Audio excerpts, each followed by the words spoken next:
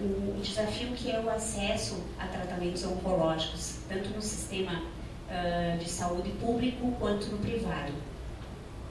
Então, como o Dr. Fábio comentou, a ID Health hoje não é em si o foco do tema, mas a pesquisa clínica, de alguma forma, ela consegue, incluindo os pacientes para pesquisa, consegue desafogar os sistemas, consegue fazer com que os medicamentos inovadores cheguem aos pacientes e, com o dinheiro que deixa de ser gasto nos outros sistemas de saúde público e privado, a gente consegue tratar mais pacientes que não tiveram oportunidade de participar de estudo clínico. Então, é um ciclo de valor que é muito importante a gente ressaltar. Então, falando um pouquinho dos sistemas de saúde, eu vou tentar falar da forma mais prática para a gente conseguir ficar todo mundo na mesma página. Então, o sistema de saúde, o SUS, o Sistema de Saúde Público Brasileiro, então ele é coordenado através das esferas federal, estadual, municipal. Ele pretende dar a cobertura a 100% dos indivíduos da população brasileira e tem como principais premissas a universalidade, a integralidade e a equidade. E por outro lado a gente tem a saúde suplementar, que é um sistema complementar ao SUS, que foi regulado em 2000 e que abarca 23,5% da população brasileira. Ou seja, 50,49 milhões dos brasileiros têm plano de saúde. E esses beneficiários eles estão distribuídos em 691 operadoras hoje. Quando começou lá pelo 2000, a gente tinha em torno de 1.200 operadoras. Então isso vem concentrando cada vez mais o mercado, porque está cada vez mais difícil a gente conseguir gerir a carteira das operadoras, por todos os desafios que a gente vai comentar a seguir. E o Brasil tem 9,6% do PIB consumido, utilizado em saúde. Destes, 60% do PIB, 60% dos custos, dos gastos em saúde, são com a saúde suplementar. E um grande mercado. E sendo que a gente não tem a mesma possibilidade de pagar essa conta como os países desenvolvidos. Ao longo dos anos, né, o investimento da saúde suplementar e da saúde pública em medicamentos está aumentando exponencialmente. Então, na saúde suplementar aqui, a gente percebe que a saúde suplementar consumiu de 2017 para 2021, houve um aumento de 114% do consumo de recursos com medicamentos. Então, a representatividade aqui dos medicamentos, ela é consideravelmente maior ao longo dos anos. Então, na saúde suplementar, por exemplo, em 2020, dos 167 bilhões de reais consumidos com despesas assistenciais, os medicamentos representam 12,5%. E desses, 39% são oncológicos. Então, para a gente ter uma ideia como os medicamentos oncológicos, os medicamentos reumatológicos, os medicamentos de doenças autoimunes, eles vêm aumentando cada vez mais na proporção, né, na representatividade dos sinistros das operadoras.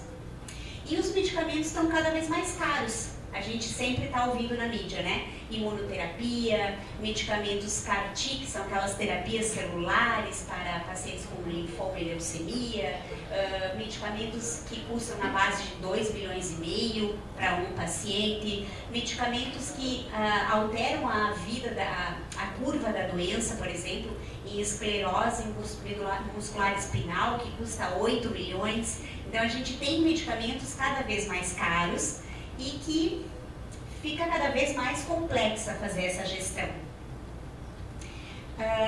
Eu vou detalhar um pouquinho como que funciona essa incorporação de medicamentos e o desafio que é, tanto para o gestor público quanto para o privado, a gente conseguir ofertar esses medicamentos para os pacientes sem que a gente sucumba, ou seja, que a gente consiga manter o sistema viável.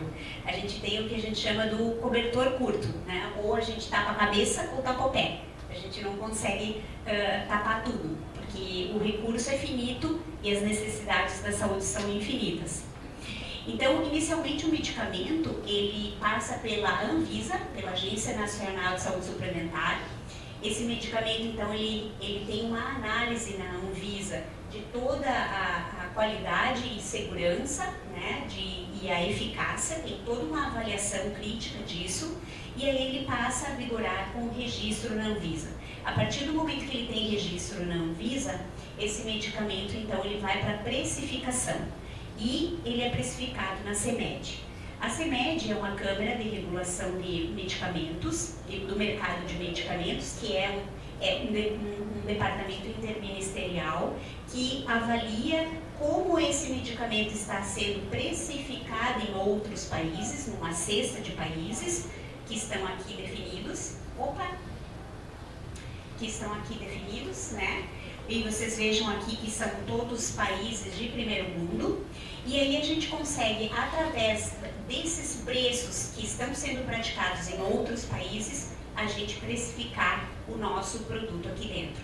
Por isso a gente pensa, nossa, a gente é um país em desenvolvimento, mas os valores que a gente paga pelos medicamentos é valor de país desenvolvido. A gente paga a mesma coisa que a Inglaterra, que os Estados Unidos e que outros países desenvolvidos.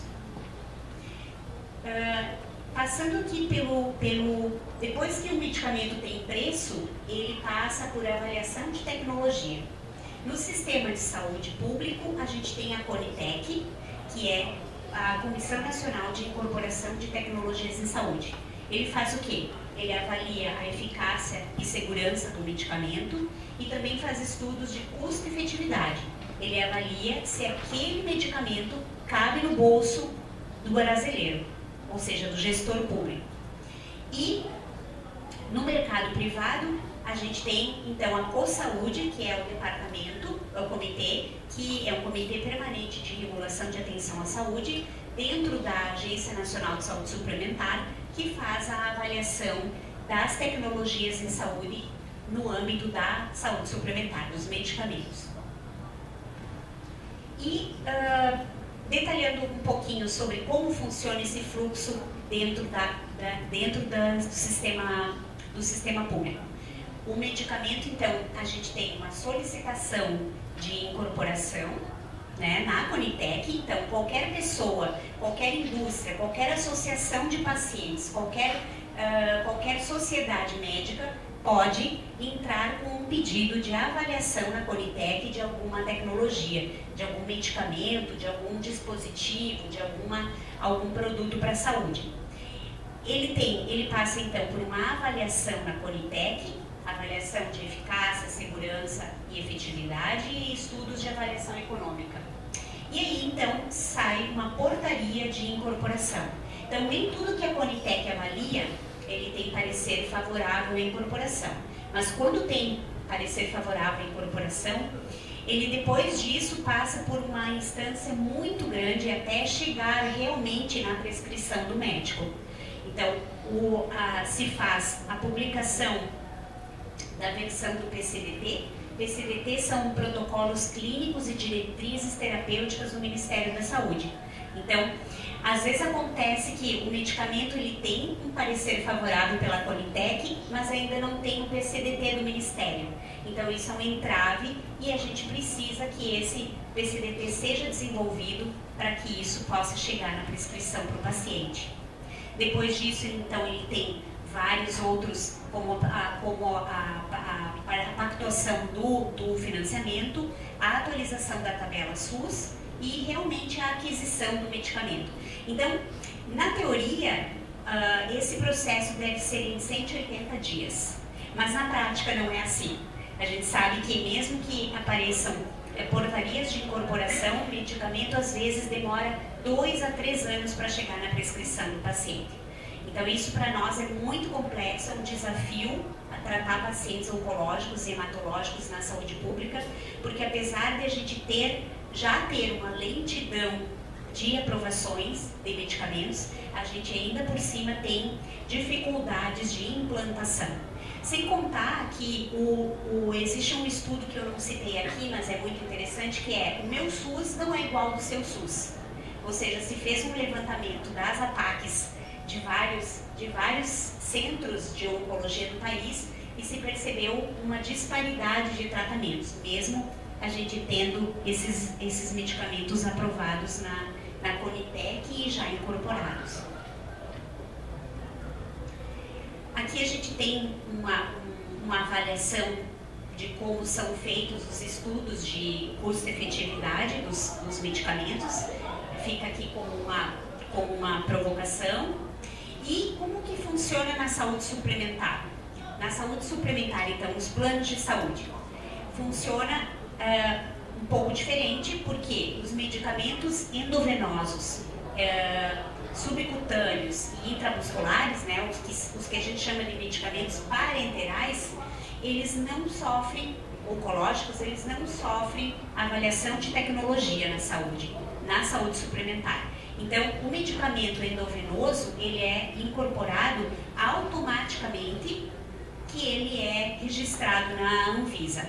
Então, a gente tem uma disparidade entre a avaliação da tecnologia do SUS e da saúde suplementar, ou seja, o medicamento ele entra automaticamente na saúde suplementar.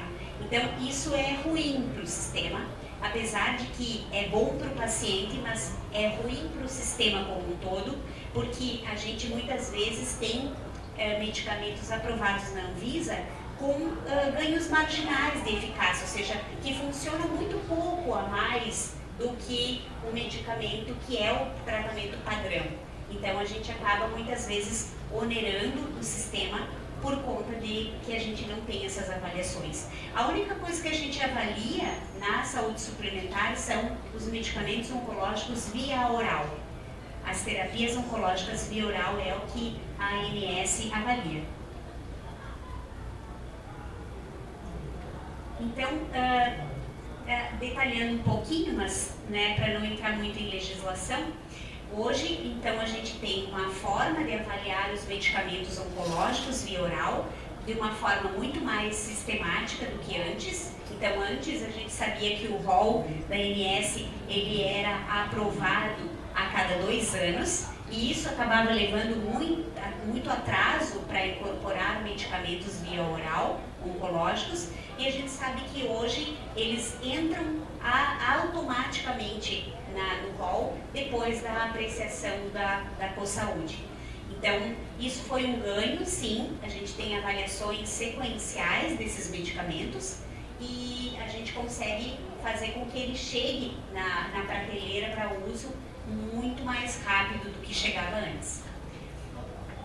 Eu acho que eu não entro em detalhes, mas a gente todo mundo tem a possibilidade, igual que na Conitec, de entrar com apreciação na CoSaúde para poder avaliar essa tecnologia para que ela seja incorporada na ANS, e ela passa então por uma série de instâncias, como consultas públicas, como avaliações por comissões de especialidades, até ele poder aprovar. E eu trouxe acho que uma coisa interessante para a gente acompanhar, são as propostas de atualização do rol. Se alguém tiver interesse, é muito interessante. Todas as reuniões do CoSaúde onde essas tecnologias são avaliadas, elas estão disponíveis em tempo real, a gente pode participar delas, ou nem que seja como ouvinte, e aí a gente consegue se inteirar de tudo o que está por vir na saúde suplementar.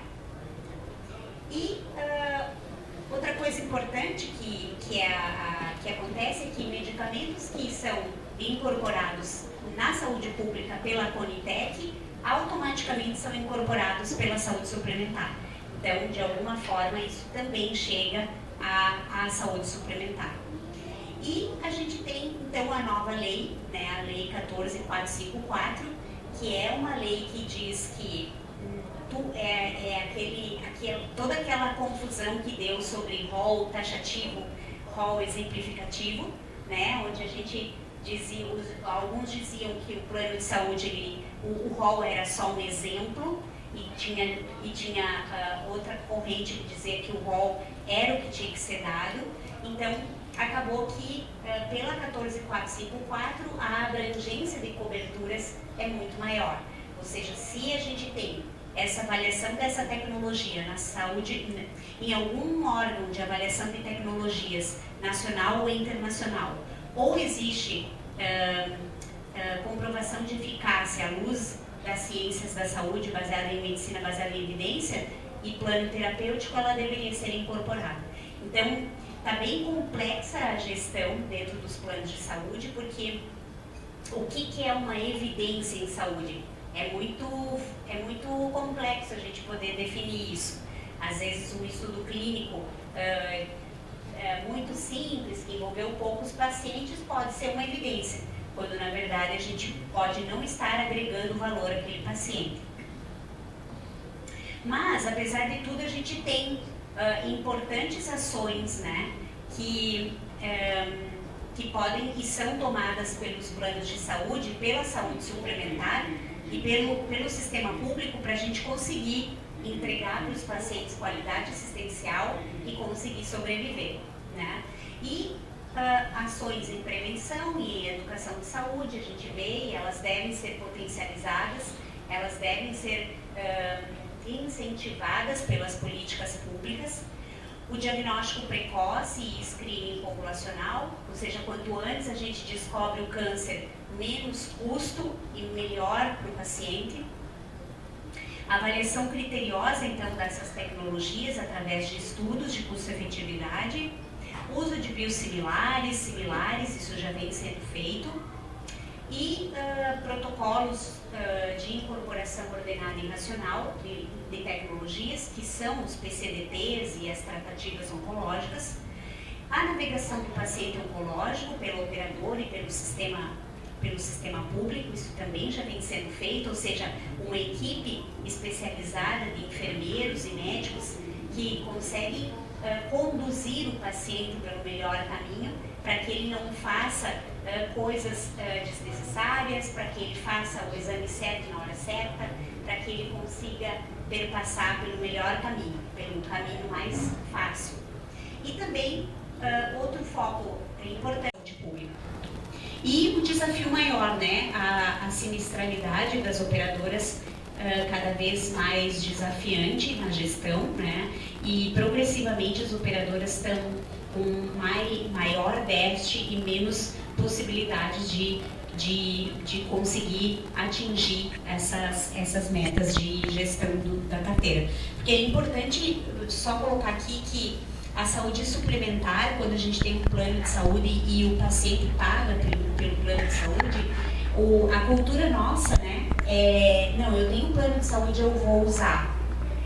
Aqui, quem tem seguro de casa? A maioria diz, não, eu não quero usar seguro de casa. A maioria tem seguro de carro. Não, que bom que eu não usei o seguro de carro. Mas a maioria das pessoas pensa, eu tenho seguro de saúde, eu tenho um plano de saúde, eu vou usar. E a lógica, ela deve ser sim, vamos usar quando realmente é necessário, é a inclusão de pacientes em pesquisa clínica. Então, que é o foco principal hoje deste evento, que é a gente poder levar tanto para dentro da operadora, como para dentro do SUS, como para a comunidade, o que é a pesquisa clínica e como ela pode beneficiar os pacientes e a sociedade. E é isso aí. Esse aqui é a carinha da empresa, da ID, né? E estamos à disposição. Eu sei que vai ter perguntas e por isso eu fui rapidinho para... É uma coisa muito ampla, eu quis abordar de uma forma mais aberta, mas eu sei que vai ter bastante dúvida em relação a isso. Obrigada, pessoal.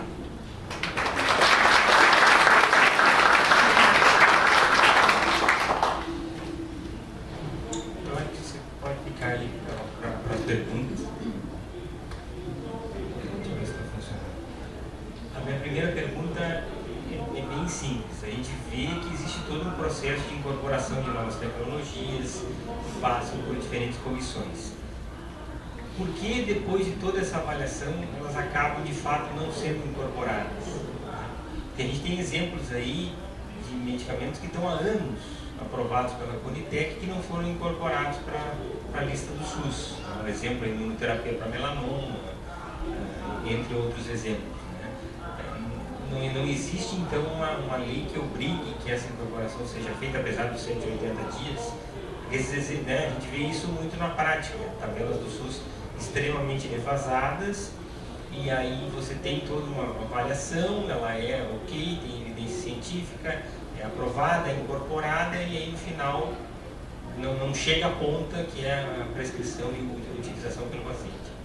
Exato. O que mais impacta em si, em todo esse fluxo, é que apesar dele ter o parecer favorável pela Conitec, e ele às vezes já ter a publicação do PCDT e já ter, digamos, a atualização da tabela SUS, a gente não tem dotação orçamentária. E aí, então, cai de novo naquilo, né, na comissão, né, interpartidária tripartite, que aí a gente tem todo esse conflito em não ter um recurso para isso. Então há uma morosidade, não há uma real vontade política e pública de que isso esteja disponível. Então, muitas vezes a gente tem tudo isso, mas não tem uma APAC, que não cabe numa APAC. O valor do medicamento não cabe numa APAC.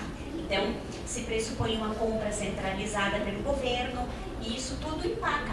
Infelizmente não tem nada que a gente possa dizer, não, eu vou punir, vou processar, não é como a ANS. A ANS é uma agência que pune a operadora. Ou seja, a operadora, ela paga multas severas por não dar acesso aos medicamentos. No sistema público isso não acontece. Aí acontece a chuva de processos judiciais. Então a judicialização ela é cada vez mais, e por medicamentos que deveriam estar sendo dados. Então a gente tem aí, no caso do mieloma, por exemplo, o mieloma múltiplo é uma doença que hoje, para tratar mieloma no SUS, a gente só tem um remédio, que é a talidomida. E foi aprovado em 2020 o bortezomib. O bortezomib teve a portaria em 2020. Em alguns centros ele ainda não está disponível. Então a gente tem uma disparidade incrível entre o paciente tratado na saúde suplementar e o paciente tratado na saúde pública. Inclusive os desfechos são completamente diferentes.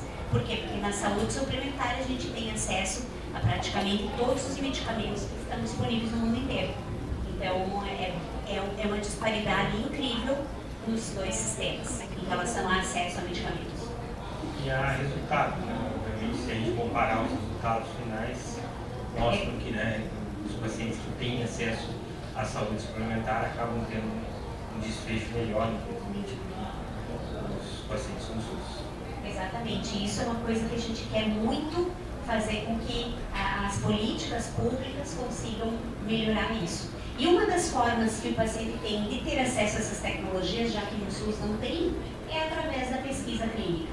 Então, muita tecnologia está vindo, nova, que esses pacientes podem usar para conseguir ter acesso a esses medicamentos. Achei interessante quando a senhora pontuou sobre o meu SUS é diferente do seu. Essa falta de... E quando também não cabe na APAC, né? Pensar que essa falta de uma universalização melhor para todos os SUS. E não só pensando no medicamento oncológico. Quando a gente sai da medicação de responsabilidades do Estado para os municípios, a gente percebe que algum município, não só na medicação oncológica, falando lá do antihipertensivo, do anti-inflamatório, do inibidor de bomba, que algum município resolveu comprar uma medicação que tem uma melhor eficácia, que é comprovadamente melhor, e outro município não. Tá? Quando a gente fala de APAC, né, e dessas incorporações, sim, é incorporado no SUS essa droga. E a gente recebe isso, às vezes, como questionamento de judicialização. Prescrever a droga que é incorporada ao SUS. Sim, a droga a gente tinha que judicializar, a Recep tinha até pouco tempo atrás. 20 anos depois dele ter sido aprovado. o juiz entende que aquilo está na lista de medicamentos do SUS, mas o serviço do SUS não fornece porque a APAC não cobre minimamente os custos dessa droga, né? E é mais um desafio, né? O desafio de universalizar o SUS também, o acesso. Exato. Só para quem não está diretamente convivendo com isso, o que é uma APAC?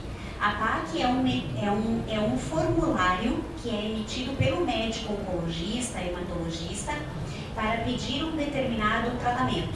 Então, na APAC, a APAC é um código. A tratamento de câncer de mama, primeira linha, certo?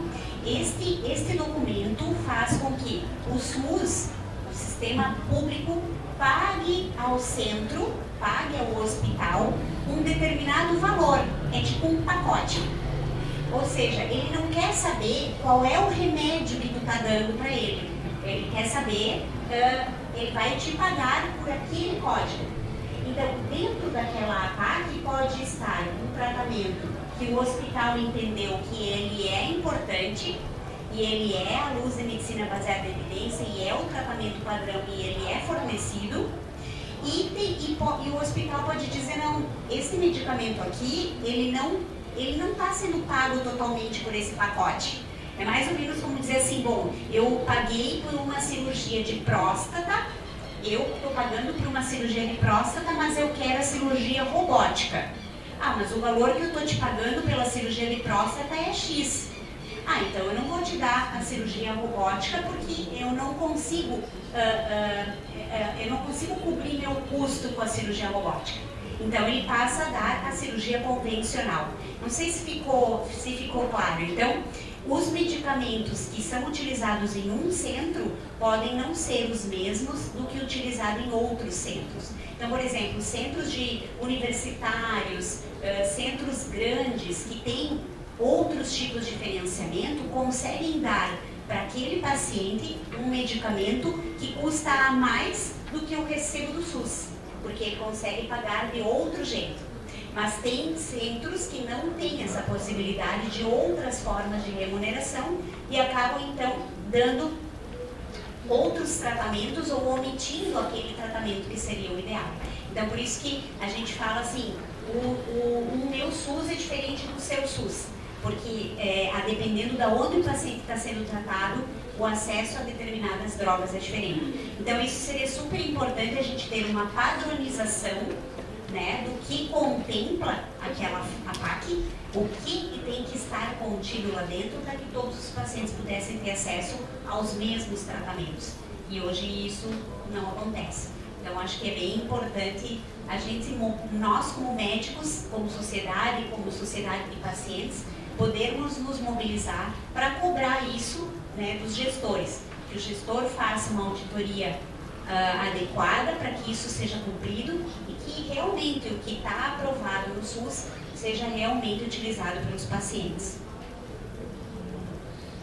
Muito bem, lembrando o estudo da LACOG, que foi feito aqui no Rio Grande do Sul, que o Dr. Fernando Maluf publicitou ultimamente, que demonstrou a trágica realidade de que um paciente tratado pela mesma patologia oncológica, pelo mesmo tipo de câncer, no Rio Grande do Sul, que é tratado no SUS, ele tem 40% a mais de mortalidade do que o paciente com a mesma doença tratado na saúde suplementar.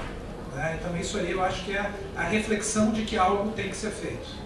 Exatamente, e a gente faz um apelo à sociedade como um todo, sabe?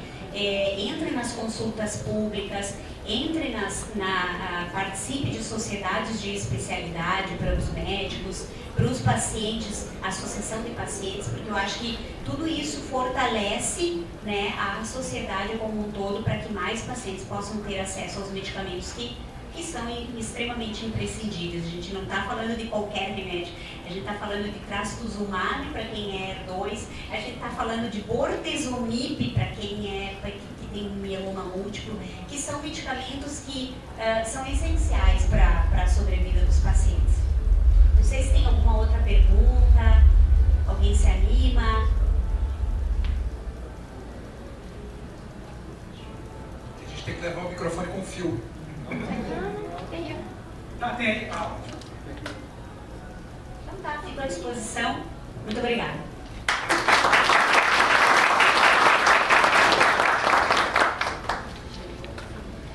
Vamos chamar para o próximo tema, então, o Dr. Fábio Frank, que é aqui o diretor da Oncosite, diretor fundador da Oncosite, também diretor aqui do Instituto de Oncologia de Juí. Dr. Fábio Frank, que tem o mérito de ser presidente da Aliança Pesquisa Clínica Brasil, que é a associação que reúne os maiores pesquisadores de todo o Brasil, além de indústria farmacêutica, de institutos de pesquisa, de associações de pacientes.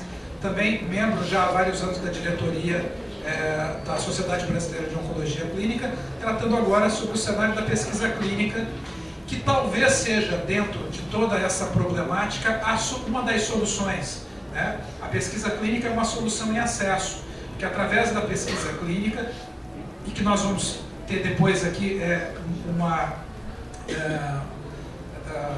vivência de uma das nossas pacientes, né? Através da pesquisa clínica, esse acesso a drogas inovadoras, e não só drogas inovadoras, mas drogas que já têm uma eficácia comprovada e que já têm uma tradição dentro da ciência médica, né? Mas que ainda não tem acesso por toda essa demora de incorporação. Então, a pesquisa clínica é uma dessas soluções, ela desafoga tanto a saúde suplementar quanto o SUS, e é algo que tem um caminho imenso para ser desbravado ainda no Brasil. Fábio. Obrigado, amigo. E falando também, então, como diretor da Sociedade Brasileira de Oncologia, nós já estamos discutindo com o Ministério da Saúde talvez uma alteração na forma de remuneração do tratamento do SUS. Talvez o modelo das APACs já não seja mais um modelo adequado. Hoje nós já temos exemplos, por exemplo, de medicamentos que são fornecidos centralmente e não comprados mais pelo hospital, de uma forma mais barata, né, com um controle melhor. Provavelmente esse modelo venha a se modificar aí para o futuro, para tentar atualizar um pouco mais rapidamente os tratamentos do SUS. Também é uma prioridade da sociedade o desenvolvimento da pesquisa clínica no Brasil.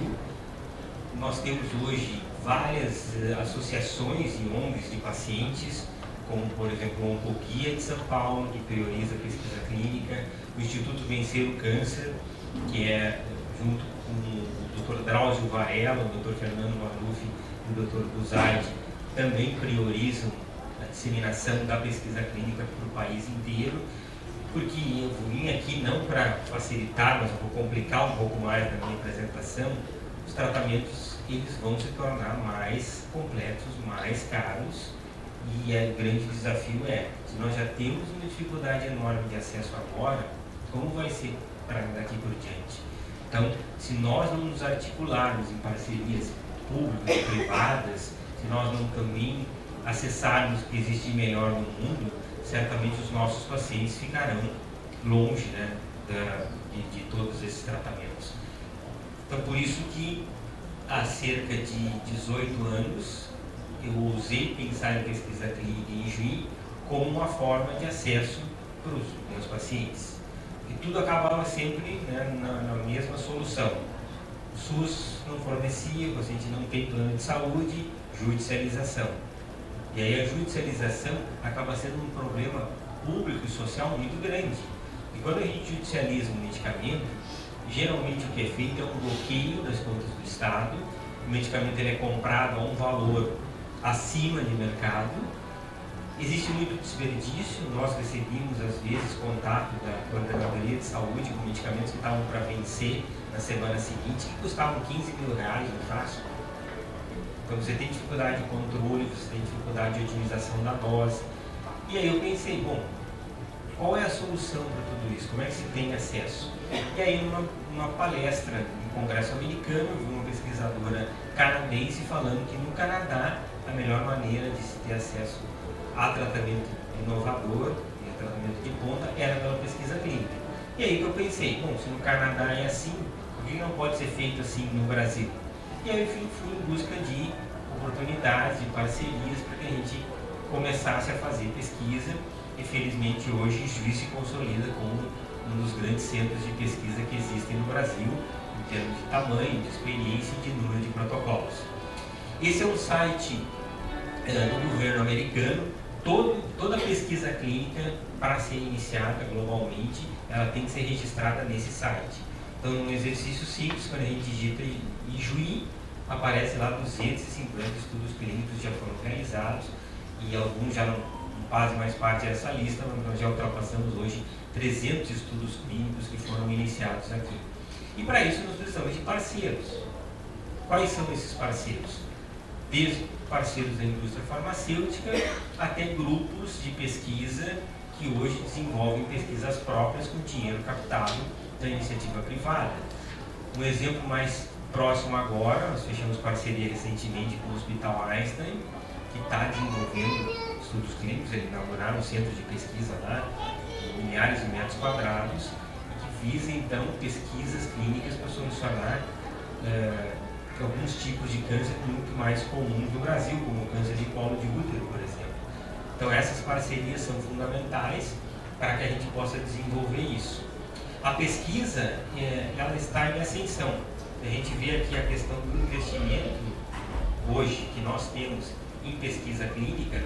Nós devemos chegar à soma de 230 bilhões de dólares por ano.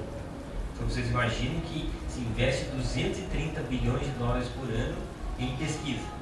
E aí eu pergunto quantos por cento dessa fatia a gente quer para o nosso país e para os nossos pacientes. Então existe o recurso, só nós não temos competência suficiente para trazer esses recursos para a nossa realidade.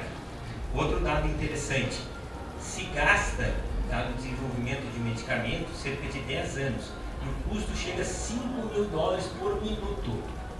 É isso que se investe hoje em inovação e tecnologia. Então agora vocês começam a entender por que isso não pode ser feito com dinheiro público, porque é um investimento de risco. Então, se eu investir dinheiro público aqui, a chance de eu estar desperdiçando, né, um valor que vai faltar na outra ponta é muito grande. Por isso que esse investimento fica na mão da iniciativa privada. Cada vez mais pessoas estão participando de pesquisa clínica. A gente viu um aumento considerável aqui com a Covid, principalmente por causa das vacinas, e aí houve também toda uma desmistificação. As pessoas passaram a falar sobre pesquisa clínica depois do desenvolvimento das vacinas e de alguns tratamentos para a Covid. E o benefício é para toda a sociedade. Ganham os pacientes, principalmente, que têm acesso a terapias inovadoras, ganham os hospitais e as instituições, pela diversificação de fontes de receita, pela qualificação profissional, pela também relevância e protagonismo, os próprios centros de pesquisa, e as fontes pagadoras também ganham, porque a diminuição de custos, redução de sinistralidade, redução de judicialização, ela é enorme. Num cálculo simples, nós já fizemos esse cálculo, né? O tratamento para câncer de pulmão hoje, primeira linha inicial, se a gente for economizar de ponta a ponta, a gente consegue salvar 500 mil reais para um paciente. Um paciente. Então vejam quanto a gente pode desafogar todo o sistema. E para isso, então, a gente precisa de grupos colaborativos. A Oncocyte hoje tem o orgulho de fazer parte de uma parceria com o Hospital Moinhos de Vento, que é afiliado à Universidade de Johns Hopkins e que nos abre as portas do mundo, então, para novas possibilidades, em termos de novos tratamentos, em termos de novas tecnologias e também de treinamentos e capacitações que são fundamentais, porque muitos tratamentos mais modernos, eu vou falar um pouquinho disso, talvez não sejam possíveis de serem aplicados em IJUI. Vão precisar de hospitais mais complexos e é por isso que a gente precisa fechar essas parcerias para que a gente tenha acesso a isso. Isso é fundamental. Nós, na semana passada, acho que uns 15 dias atrás, nós tínhamos uma paciente em quimioterapia aqui, que ela fazia reação de hipersensibilidade à quimioterapia. E era uma pena porque ela estava dando uma resposta maravilhosa ao tratamento. Aí a gente entrou em contato com o Moinhos, e ela tinha um bom seguro de saúde, e ela fez a quimioterapia internada na UTI, se sensibilizou e continuou fazendo o tratamento. Então essas parcerias para nós são muito importantes. Também aqui puxando um pouco lá para o Vale dos Vinhedos, né? Nossa parceria recente aqui com o Hospital Taquini, visando também ampliar esses nossos contatos e para que a gente possa então estar atuando em outras regiões aí do Rio Grande do Sul. essa parceria do ano passado com o Hospital Taquini, que está dando super certo. Também o nosso hospital de retaguarda, então é importante para um centro de pesquisa como nós termos um hospital que dê suporte para os nossos pacientes. Nossa equipe toda trabalha hoje dentro do Hospital Unimed, que nos dá acesso a uma emergência de qualidade, uma internação de qualidade, a todo o suporte de exame de imagem, de exame de laboratório, e também parceria com o programa de capacitação. Esse é o programa de capacitação em pesquisa clínica da Sociedade Brasileira de Oncologia Clínica, onde oncologistas do Brasil inteiro vêm fazer treinamento em Juí desde 2018 e aprender como se faz pesquisa clínica. E aqui a brincadeira que eu sempre sonhei um dia botar em Juí no mapa da pesquisa da oncologia, né, e esse mapa mostra, né, que a gente conseguiu. Também a participação atuante aqui de Juí e minha diretamente no marco regulatório da pesquisa clínica. Pasmem, não existe uma lei de pesquisa clínica em seres humanos, e aí desde 2014, através da nossa querida senadora Ana Amélia Lemos, nós conseguimos então essa abertura dentro do Congresso Nacional, onde nós discutimos pesquisa clínica. Esse projeto já passou então por todas as comissões do Senado, por todas as comissões da Câmara dos Deputados, e aguarda a aprovação final para ser votado em plenário na Câmara dos Deputados. Hoje foi um dia feliz para mim. Nós recebemos aqui a visita do deputado Pedrinho Westphalen, que se comprometeu a ser o relator desse projeto de lei na Câmara dos Deputados, então nos sinalizando que o projeto vai voltar a andar e que a gente possa tê-lo aprovado em breve, e que vai desburocratizar então a pesquisa clínica, dando mais acesso para os nossos pacientes com processos mais rápidos e tornando o Brasil mais competitivo. Também projetos aqui com associações como o Instituto Vencer o Câncer, onde nós atuamos diretamente na capacitação de centros de pesquisa no Norte e no Nordeste. Foram selecionados 100 centros, e isso faz com que também então, a gente consiga sonhar em uma grande rede de pesquisa clínica no Brasil inteiro. Lembrar então que as pesquisas sempre passam por várias fases. Nós temos aqui, hoje no Brasil, a grande maioria de estudos fase 3 ou 4. Por quê? Porque esses estudos aqui, fase 1 e fase 2, exigem um processo regulatório mais ágil, que infelizmente no Brasil não é possível. Isso o projeto de lei tende a agilizar e proporcionar que a gente possa receber mais estudos, que são muito importantes. Depois nós vamos ouvir o depoimento da nossa paciente aqui, para aqueles pacientes que já receberam várias linhas de tratamento e que muitas vezes estão fora de possibilidade. Então, ampliar acesso a estudos mais precoces faz todo sentido. E também os nossos estudos pré-clínicos. Eu tenho aqui a felicidade de ter o pessoal da Unigi aqui junto comigo. Nós conversávamos a importância da universidade para que a gente possa também então, desenvolver estudos pré-clínicos e hipóteses que possam ser testadas aqui, né, desenvolvendo a nossa ciência local. Então, de tudo isso, o que a gente sabe que a descoberta de um novo tratamento leva quase 10 anos, né, pode chegar a 15 anos, e vejam, muitas vezes de 250 estudos pré-clínicos, só um acaba chegando ao modelo final. Então, tudo aquilo que a gente escuta todos os dias, que né, combate o câncer, né, graviola, aveloz, que mais? Babosa, cada semana amaranto, cada semana a gente tem uma fórmula nova, né? Criolina, e assim vai, né? A gente tem, na verdade, tudo isso acaba sendo testado, mas só que na fase final de desenvolvimento a gente tem pouquíssimos que acabam sendo aprovados. Como é que começou essa história? Começou na Primeira Guerra Mundial, onde as pessoas expostas ao gás mostarda acabavam desenvolvendo leucemia. E aí alguém teve a brilhante ideia de sintetizar isso, né, falando de uma maneira simples, um remédio que a gente chamava de mostarda nitrogenada, e que foi o primeiro então, quimioterápico que a gente usou por via endovenosa e que começou a controlar as células cancerígenas da leucemia. Então isso faz parte da nossa história. Hoje nós já evoluímos muito. Hoje nós evoluímos para testes genéticos como aliados de medicina de precisão. Então a gente passou daquela fase onde todo mundo fazia. Esse é o nosso querido amigo aí da Sirene, né? Quem quiser prestigiá-lo depois. Hoje não é mais possível você tratar todos os tipos de câncer de uma maneira só. Há um tempo atrás a gente teve a famigerada pílula do câncer, né? Então, todo mundo achava que a fosfetalamida dava o mesmo remédio para todo mundo e curava o câncer de todo mundo. Não, a gente descobriu que cada câncer tem diferentes particularidades. Estou falando só de um tipo aqui, câncer de pulmão. Hoje nós temos diversos subtipos de câncer de pulmão dentro da mesma entidade. Então, de acordo com cada mutação, eu vou dar um tratamento diferente. Então, isso é fundamental para que a gente possa tratar os nossos pacientes com aquilo que a gente chama de medicina de precisão ou drogas-alvo. Então, se eu der o remédio errado aqui, não vai funcionar. Eu vou ter um desperdício de dinheiro, o paciente vai ter uma toxicidade, às vezes, muito elevada e sem resultados significativos. Então, eu testar biomarcadores hoje acaba sendo crucial e fundamental para os nossos pacientes. E isso, infelizmente, nós também não temos acesso ao SUS. Os pacientes acabam não sendo testados.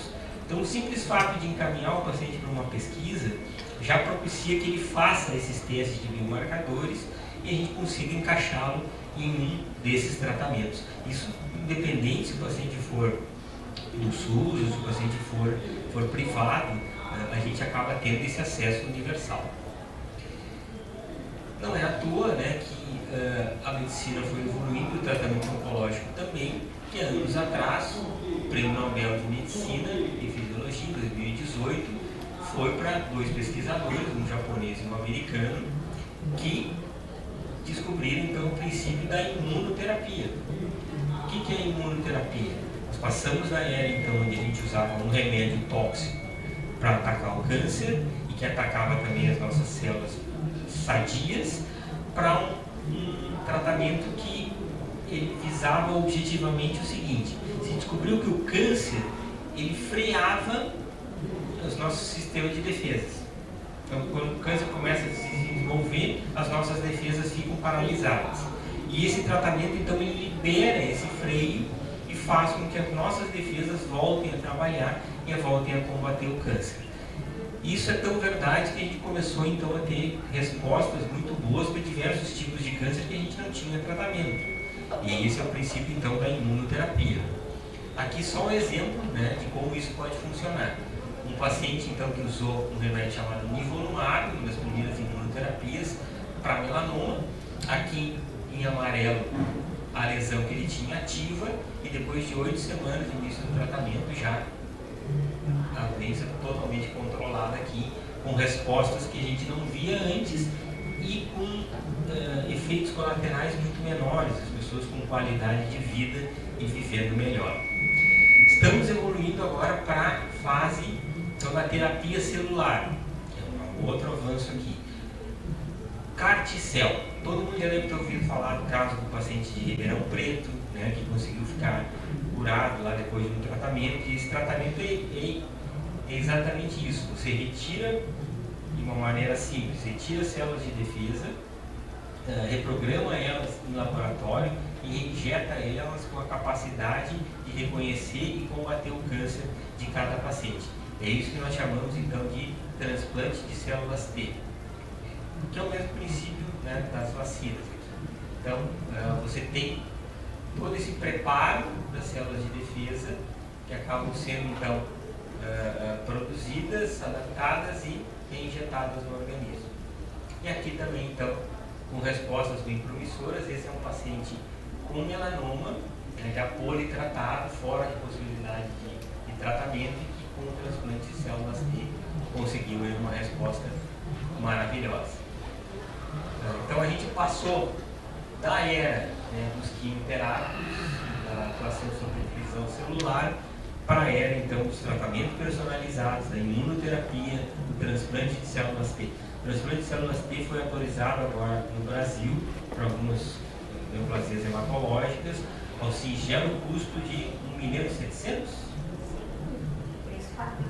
1.700.000 é o preço fábrica, mais os impostos. Então vocês imaginam isso, né, incorporado na nossa realidade do SUS, ou começar a ser judicializado. Né? Ou uma operadora que nem a nossa, o médico que prescreva um por mês. Né? O que acontece com o sistema de saúde? O que a gente ainda tem para o futuro? Mais um prêmio Nobel, né? Aqui é a tecnologia do CRISPR, né? Que é a edição genética. Até eu recomendo aqui o livro que conta essa história, né?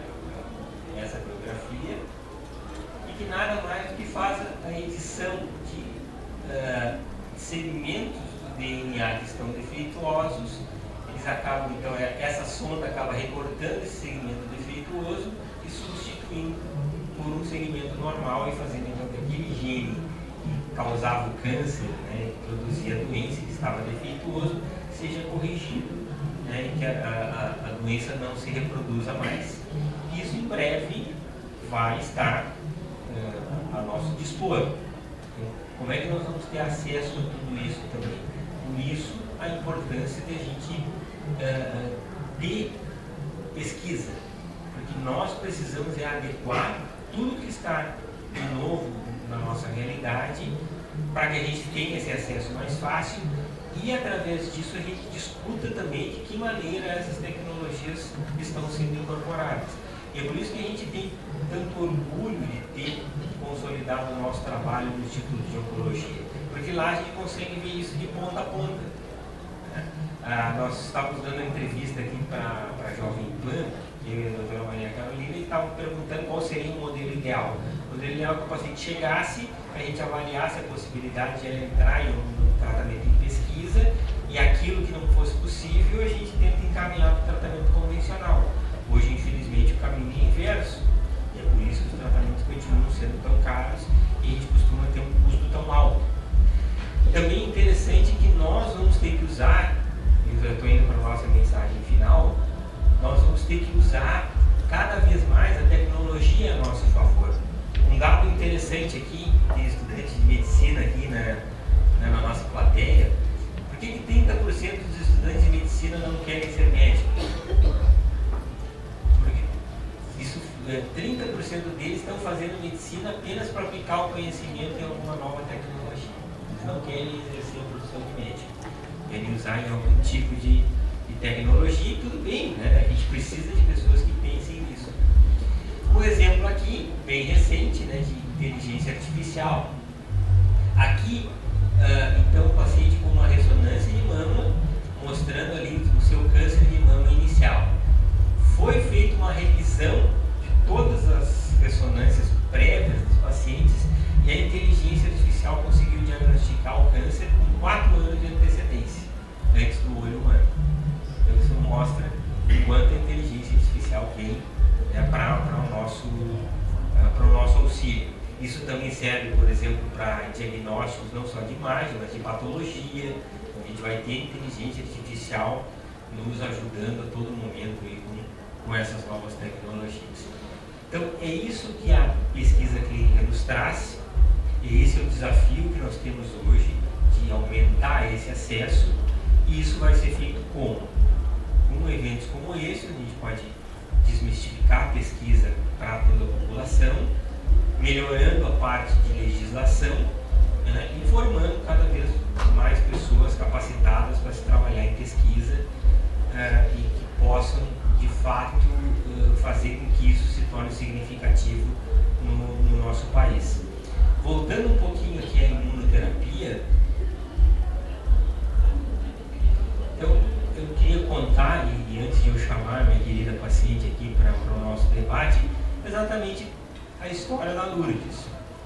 A Lourdes é uma pacientinha nossa de estimação que nos procurou há anos atrás numa situação bem difícil. Ela tinha uma doença onde ela já tinha passado por todos os tratamentos convencionais, não tinha tido uma resposta satisfatória e nós estávamos para abrir um estudo clínico de imunoterapia aqui na Oncosite, mas que, em virtude da legislação, estava demorando muito para iniciar esse estudo. E a Lourdes, então, não tinha muito tempo para esperar. para nossa sorte, como o universo conspira a nosso favor, nós conseguimos incluir a Lourdes no protocolo de pesquisa, o mesmo protocolo de pesquisa que já estava aberto nos Estados Unidos. E aí a Lourdes, então, foi enviada para Miami, né? O pessoal da pesquisa pagou para ela passaporte, visto americano, depois vai me corrigindo, tá, Lourdes? Passaporte, visto americano, ela foi acompanhada para Miami, recebeu o tratamento e, para nossa sorte, para nossa felicidade, ela teve resposta completa ao tratamento da doença dela. Hoje ela está apenas em acompanhamento e a Lourdes, então, é o nosso exemplo vivo aí de como a pesquisa pode beneficiar um paciente oncológico especificamente. Mas a gente quer mais, a gente quer beneficiar centenas, milhares de pacientes do Brasil inteiro. É exatamente por isso que nós temos que fazer com que as coisas se acelerem e que a nossa realidade se transforme. Então, Lourdes, é com muita alegria que eu quero te chamar aqui para frente e te dizer que eu estou muito feliz por esse momento, porque a Lourdes se tornou nossa sócia, né, do nosso centro de pesquisa, e ela é aquela paciente que faz questão de servir de exemplo para os outros pacientes. A Lourdes, ela está toda hora lá batendo na nossa porta, trazendo alguém para poder participar de algum protocolo de pesquisa. Ela não deixa nunca as pessoas desanimarem, e é o exemplo vivo daquilo que nós imaginamos como ideal, que é trazer o benefício lá do laboratório, onde começa o estudo pré-clínico, passa por toda a fase de desenvolvimento, passa pela fase de testes, analisa todos os dados e finalmente, então, pode lançar para a população um tratamento que seja de qualidade. Muitos dessas salas aqui fazem parte desse ecossistema. E é por isso que, para que isso se torne representativo, a gente trouxe a Lourdes hoje para contar a história dela. Obrigado, Lourdes, mais uma vez por você estar aqui. E, bom, queria que tu contasse um pouquinho, assim, como foi isso para ti. Bom, conta a tua história, o microfone é teu.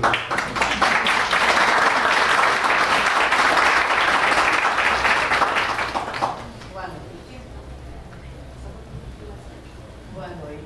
Meu nome é Lourdes. Eu agradeço a participação de vocês, do Dr. Fábio, do Dr. Aníbal, do Dr. Guilherme, que até hoje é o quem mais eu me incomodo, né? E dizer para vocês que antes de 2017, quando eu descobri o câncer, eu não era essa Lourdes que estava aqui hoje. Quando o Dr. Fábio me pegou, eu estava em cadeira de roda, eu usava fralda descartável, eu tinha 4 meses de vida, eu tinha trombose nas pernas, acho que quase que já estava indo, né? Aí surgiu a oportunidade para mim ir para os Estados Unidos. Não tinha alternativa, precisei ir. Aí lá com as medicações, fui muito bem recebida, muito bem tratada pelos médicos. O Dr. Fábio fez todo o encaminhamento certinho. Nós fomos em 3 pacientes, então, para deixar bem relatado, eu fui a única que fiquei, que eu estava comentando antes com o Dr. Aníbal, devido que quando a gente sai para fora do Brasil, tu precisa levar todos os teus documentos certinho. Então, quando eu cheguei lá, minha pasta, meus documentos estavam todos certos. Igual das outras pacientes, São Paulo, que tinha uma representante, Rio, tudo pela metade. Eu não fui a primeira a começar, porque eu precisei fazer infusão. Fiz antes de sair e quando cheguei nos Estados Unidos tive que fazer infusão, transfundir de novo, né? Muito grave no meu caso. Aí acabou ficando só eu. As outras não deram muito certo, não aceitaram. E faltava documentos. A doutora Amin queria então só a paciente do Dr. Fábio. Mas a paciente do Dr. Fábio eu me deportava a minha enfermeira, nunca me deportava os médicos que tinham ficado aqui no Brasil. Eu entrei em contato somente e pedi para a enfermeira de suporte 2 vezes entrar em contato com o Dr. Fábio. E foi quando eu tive a fístula, né, que eu me assustei. Aí eu disse, Lilian, por favor, liga para o Dr. Fábio, porque eu achei que ia sair tudo, né? E meu caso era. Aí acho que ela ligou para o Dr. Fábio. E daí no 7º mês, também quando o Dr. Amin nos reuniu e disse que eu já estava curada. Daí eu disse de novo, William, por favor, liga para o Dr. Fábio e fala que eu estou por aí. Aí, então, eu fiquei pronta em setembro. Eu só consegui retornar ao Brasil em março, porque a Anvisa não fazia liberação, né? Não sabe, pode me ajudar se eu errar. Aí eu tive que permanecer nos Estados Unidos até com a medicação deles. Na pesquisa, para mim, eu sempre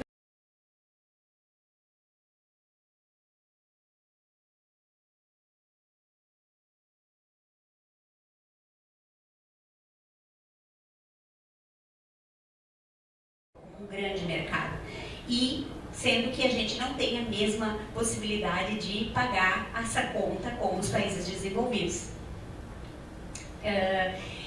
Ao longo dos anos, né, o investimento da saúde suplementar e da saúde pública em medicamentos está aumentando exponencialmente. Então, na saúde suplementar aqui, a gente percebe que a saúde suplementar consumiu, de 2017 para 2021, houve um aumento de 114% do consumo de recursos com medicamentos.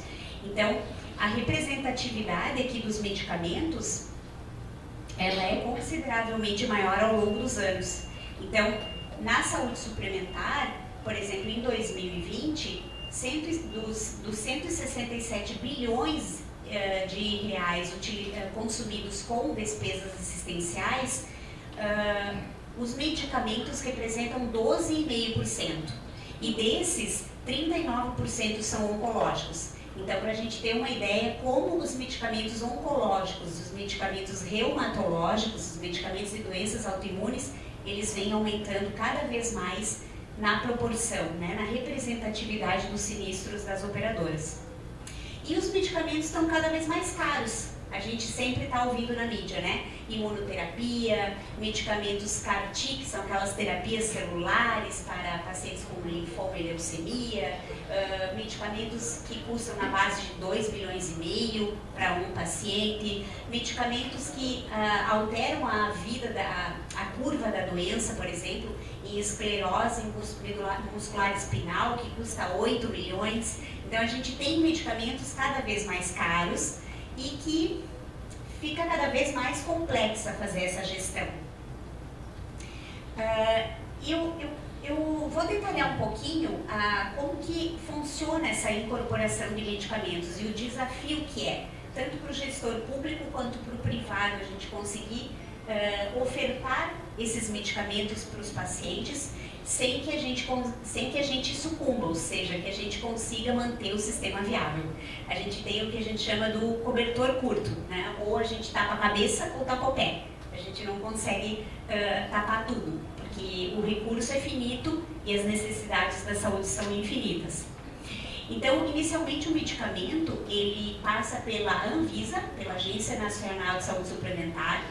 Esse medicamento, então, ele tem uma análise na Anvisa de toda a qualidade e segurança, né, e a eficácia, tem toda uma avaliação crítica disso, e aí ele passa a vigorar com o registro na Anvisa. A partir do momento que ele tem registro na Anvisa, esse medicamento, então, ele vai para precificação, e ele é precificado na CMED. A CMED é uma Câmara de Regulação de Medicamentos, do mercado de medicamentos, que é um departamento interministerial que avalia como esse medicamento está sendo precificado em outros países, numa cesta de países que estão aqui definidos. Que estão aqui definidos, né? E vocês vejam aqui que são todos países de primeiro mundo. E aí a gente consegue, através desses preços que estão sendo praticados em outros países, a gente precificar o nosso produto aqui dentro. Por isso a gente pensa, nossa, a gente é um país em desenvolvimento, mas os valores que a gente paga pelos medicamentos é valor de país desenvolvido. A gente paga a mesma coisa que a Inglaterra, que os Estados Unidos e que outros países desenvolvidos. Passando aqui depois que o medicamento tem preço, ele passa por avaliação de tecnologia. No sistema de saúde público, a gente tem a Conitec, que é a Comissão Nacional de Incorporação de Tecnologias em Saúde. Ele faz o quê? Ele avalia a eficácia e segurança do medicamento e também faz estudos de custo e efetividade. Ele avalia se aquele medicamento cabe no bolso do brasileiro, ou seja, do gestor público.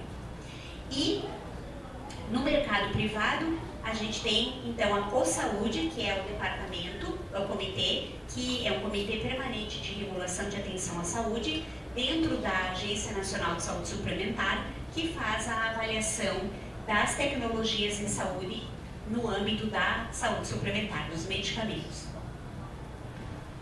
E detalhando um pouquinho sobre como funciona esse fluxo dentro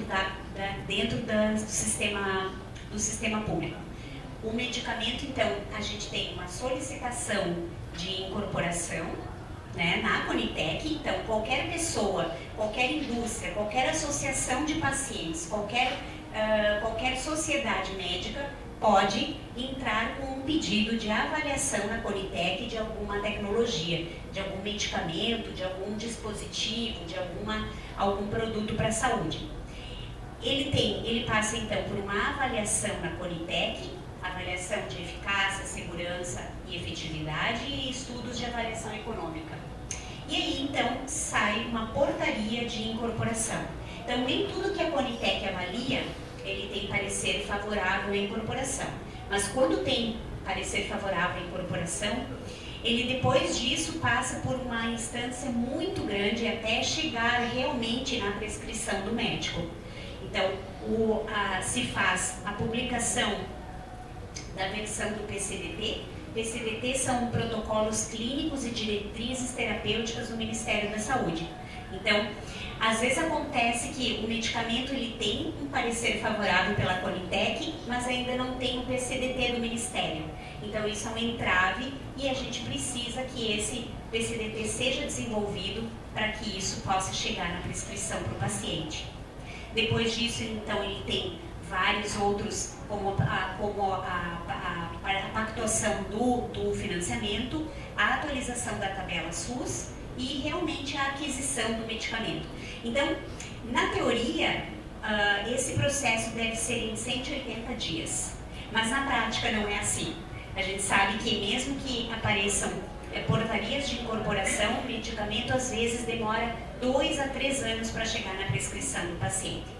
Então isso para nós é muito complexo, é um desafio a tratar pacientes oncológicos e hematológicos na saúde pública, porque apesar de a gente já ter uma lentidão de aprovações de medicamentos, a gente ainda por cima tem dificuldades de implantação. Sem contar que existe um estudo que eu não citei aqui, mas é muito interessante, que é o meu SUS não é igual ao do seu SUS. Ou seja, se fez um levantamento das APACs de vários centros de oncologia do país e se percebeu uma disparidade de tratamentos, mesmo a gente tendo esses medicamentos aprovados na Conitec e já incorporados. Aqui a gente tem uma avaliação de como são feitos os estudos de custo-efetividade dos medicamentos. Fica aqui como uma provocação. E como que funciona na saúde suplementar? Na saúde suplementar, então, os planos de saúde funciona um pouco diferente, porque os medicamentos endovenosos, subcutâneos e intramusculares, né, os que a gente chama de medicamentos parenterais, eles não sofrem, oncológicos, eles não sofrem avaliação de tecnologia na saúde suplementar. Então, o medicamento endovenoso, ele é incorporado automaticamente, que ele é registrado na Anvisa.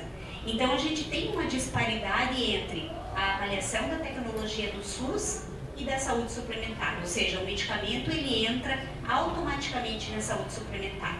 Então, isso é ruim para o sistema, apesar de que é bom para o paciente, mas é ruim para o sistema como um todo, porque a gente muitas vezes tem medicamentos aprovados na Anvisa com ganhos marginais de eficácia, ou seja, que funcionam muito pouco a mais do que o medicamento que é o tratamento padrão. Então a gente acaba muitas vezes onerando o sistema por conta de que a gente não tem essas avaliações. A única coisa que a gente avalia na saúde suplementar são os medicamentos oncológicos via oral. As terapias oncológicas via oral é o que a ANS avalia.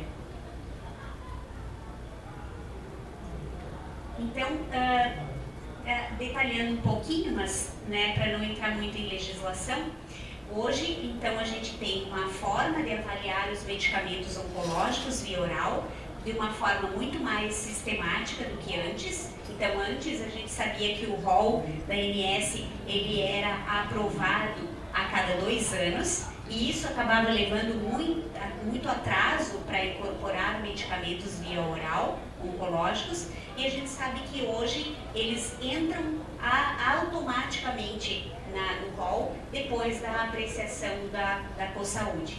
Então, isso foi um ganho, sim. A gente tem avaliações sequenciais desses medicamentos e a gente consegue fazer com que ele chegue na prateleira para uso muito mais rápido do que chegava antes. Eu acho que eu não entro em detalhes, mas a gente todo mundo tem a possibilidade, igual que na Conitec, de entrar com apreciação na CoSaúde para poder avaliar essa tecnologia para que ela seja incorporada na ANS e ela passa então por uma série de instâncias, como consultas públicas, como avaliações por comissões de especialidades até ele poder aprovar. E eu trouxe acho que uma coisa interessante para a gente acompanhar são as propostas de atualização do rol. Se alguém tiver interesse, é muito interessante. Todas as reuniões do CoSaúde onde essas tecnologias são avaliadas, elas estão disponíveis em tempo real, a gente pode participar delas, ou nem que seja como ouvinte, e aí a gente consegue se inteirar de tudo o que está por vir na saúde suplementar. E outra coisa importante que acontece é que medicamentos que são incorporados na saúde pública pela Conitec automaticamente são incorporados pela saúde suplementar. Então, de alguma forma, isso também chega à saúde suplementar. E a gente tem, então, a nova lei, a Lei 14454, que é uma lei que diz que toda aquela confusão que deu sobre rol taxativo, rol exemplificativo, onde a gente dizia, alguns diziam que o plano de saúde, o rol era só um exemplo, e tinha outra corrente que dizia que o rol era o que tinha que ser dado. Então, acabou que, pela 14454, a abrangência de coberturas é muito maior. Ou seja, se a gente tem essa avaliação dessa tecnologia na saúde, em algum órgão de avaliação de tecnologias, nacional ou internacional, ou existe comprovação de eficácia à luz das ciências da saúde baseada em medicina, baseada em evidência, e plano terapêutico, ela deveria ser incorporada. Então, está bem complexa a gestão dentro dos planos de saúde, porque o que é uma evidência em saúde? É muito complexo a gente poder definir isso. Às vezes um estudo clínico muito simples, que envolveu poucos pacientes, pode ser uma evidência, quando na verdade a gente pode não estar agregando valor àquele paciente. Mas, apesar de tudo, a gente tem importantes ações, que podem e são tomadas pelos planos de saúde, pela saúde suplementar e pelo sistema público, para a gente conseguir entregar para os pacientes qualidade assistencial e conseguir sobreviver. E ações em prevenção e educação de saúde, a gente vê, e elas devem ser potencializadas, elas devem ser incentivadas pelas políticas públicas. O diagnóstico precoce e screening populacional, ou seja, quanto antes a gente descobre o câncer, menos custo e melhor para o paciente. A avaliação criteriosa, então, dessas tecnologias através de estudos de custo-efetividade, uso de biosimilares, similares, isso já vem sendo feito, e protocolos de incorporação ordenada e racional de tecnologias, que são os PCDTs e as tratativas oncológicas, a navegação do paciente oncológico pelo operador e pelo sistema público, isso também já vem sendo feito, ou seja, uma equipe especializada de enfermeiros e médicos que conseguem conduzir o paciente pelo melhor caminho, para que ele não faça coisas desnecessárias, para que ele faça o exame certo na hora certa, para que ele consiga perpassar pelo melhor caminho, pelo caminho mais fácil. E também, outro foco importante é a inclusão de pacientes em pesquisa clínica, então, que é o foco principal hoje deste evento, que é a gente poder levar tanto para dentro da operadora, como para dentro do SUS, como para a comunidade, o que é a pesquisa clínica e como ela pode beneficiar os pacientes e a sociedade. E é isso aí. Esse aqui é a carinha da empresa, da ID, né? E estamos à disposição. Eu sei que vai ter perguntas e por isso eu fui rapidinho para... É uma coisa muito ampla, eu quis abordar de uma forma mais aberta, mas eu sei que vai ter bastante dúvida em relação a isso. Obrigada, pessoal.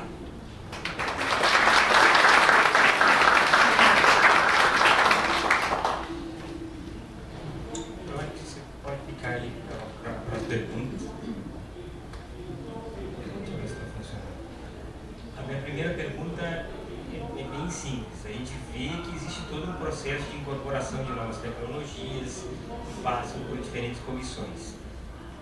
Por que depois de toda essa avaliação elas acabam de fato não sendo incorporadas?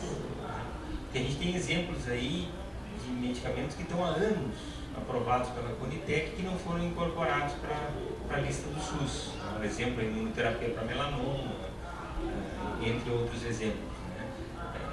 Não existe então uma lei que obrigue que essa incorporação seja feita, apesar dos 180 dias.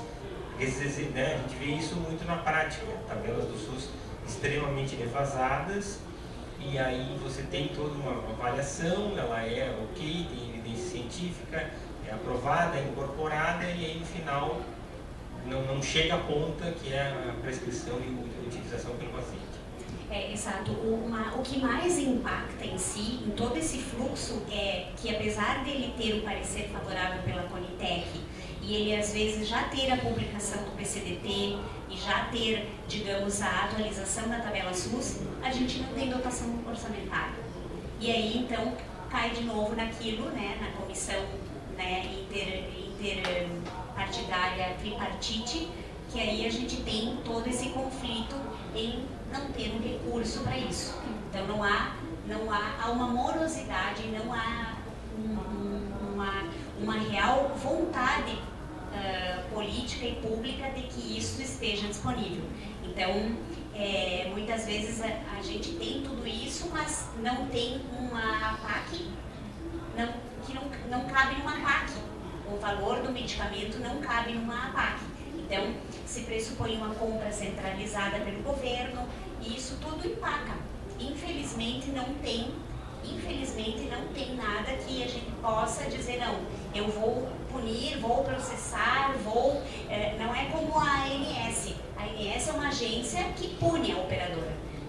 Ou seja, a operadora, ela paga multas severas por não dar acesso aos medicamentos. No sistema público isso não acontece. Aí acontece a chuva de processos judiciais. Então a judicialização ela é cada vez mais e por medicamentos que deveriam estar sendo dados. Então a gente tem aí, no caso do mieloma, por exemplo, o mieloma múltiplo é uma doença que hoje, para tratar mieloma no SUS, a gente só tem um remédio, que é a talidomida. E foi aprovado em 2020 o bortezomib. O bortezomib teve a portaria em 2020. Em alguns centros ele ainda não está disponível. Então a gente tem uma disparidade incrível entre o paciente tratado na saúde suplementar e o paciente tratado na saúde pública. Inclusive os desfechos são completamente diferentes. Por quê? Porque na saúde suplementar a gente tem acesso a praticamente todos os medicamentos que estão disponíveis no mundo inteiro. Então é uma disparidade incrível dos dois sistemas em relação ao acesso a medicamentos. E há resultado, né? Obviamente, se a gente comparar os resultados finais, mostram que, né, os pacientes que têm acesso à saúde suplementar acabam tendo um desfecho melhor, infelizmente, do que os pacientes no SUS. Exatamente, isso é uma coisa que a gente quer muito fazer com que as políticas públicas consigam melhorar isso. E uma das formas que o paciente tem de ter acesso a essas tecnologias, já que no SUS não tem, é através da pesquisa clínica. Então, muita tecnologia está vindo, nova, que esses pacientes podem usar para conseguir ter acesso a esses medicamentos. Achei interessante quando a senhora pontuou sobre o meu SUS é diferente do seu. Essa falta de... E quando também não cabe na APAC, né? Pensar que essa falta de uma universalização melhor para todos os SUS. E não só pensando no medicamento oncológico. Quando a gente sai da medicação de responsabilidades do Estado para os municípios, a gente percebe que algum município, não só na medicação oncológica, falando lá do antihipertensivo, do anti-inflamatório, do inibidor de bomba, que algum município resolveu comprar uma medicação que tem uma melhor eficácia, que é comprovadamente melhor, e outro município não. Tá? Quando a gente fala de APAC, né, e dessas incorporações, sim, é incorporado ao SUS essa droga. E a gente recebe isso, às vezes, como questionamento de judicialização.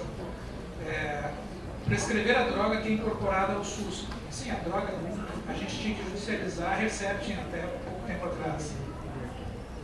20 anos depois dele ter sido aprovado.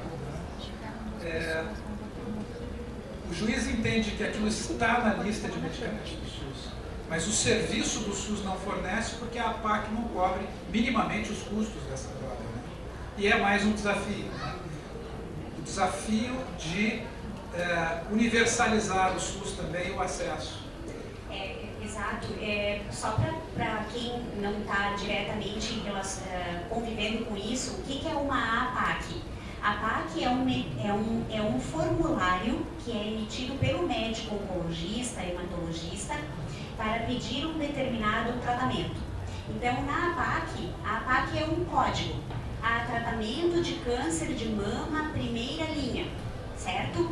Este documento faz com que o SUS, o sistema público, pague ao centro, pague ao hospital um determinado valor, é tipo um pacote.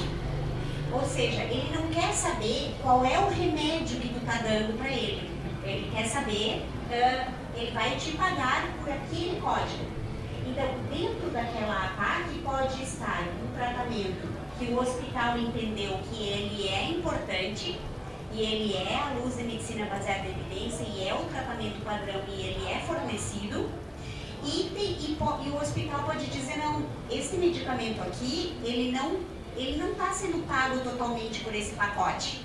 É mais ou menos como dizer assim, bom, eu paguei por uma cirurgia de próstata, eu estou pagando por uma cirurgia de próstata, mas eu quero a cirurgia robótica.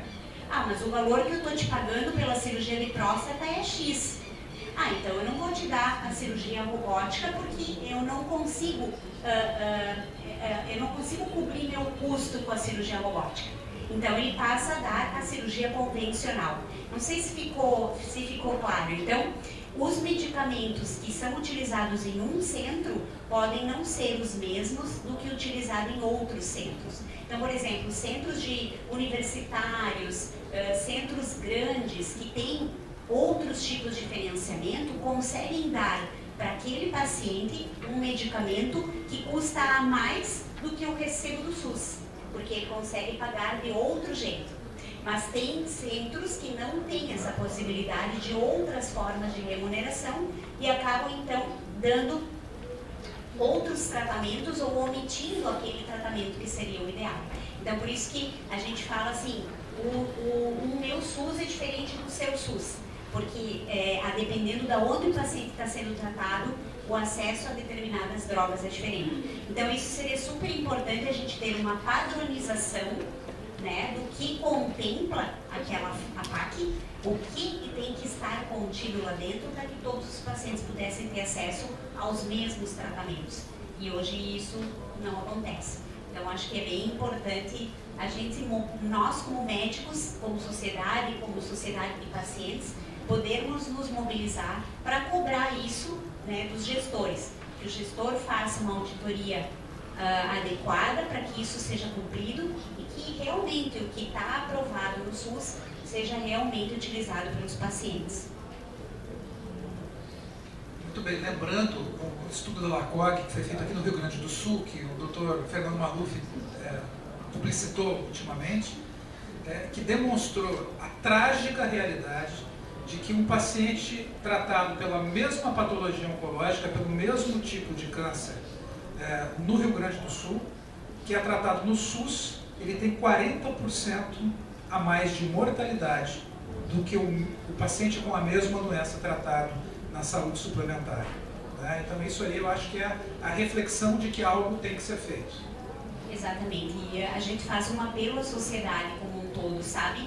Entre nas consultas públicas, participe de sociedades de especialidade para os médicos, para os pacientes, associação de pacientes, porque eu acho que tudo isso fortalece, né, a sociedade como um todo para que mais pacientes possam ter acesso aos medicamentos que são extremamente imprescindíveis. A gente não está falando de qualquer remédio, a gente está falando de trastuzumab para quem é HER2, a gente está falando de bortezomib para quem que tem mieloma múltiplo, que são medicamentos que são essenciais para a sobrevida dos pacientes. Não sei se tem alguma outra pergunta, alguém se anima? A gente tem que levar o microfone com fio. Tem. Tem aí. Então tá, fico à disposição. Muito obrigada.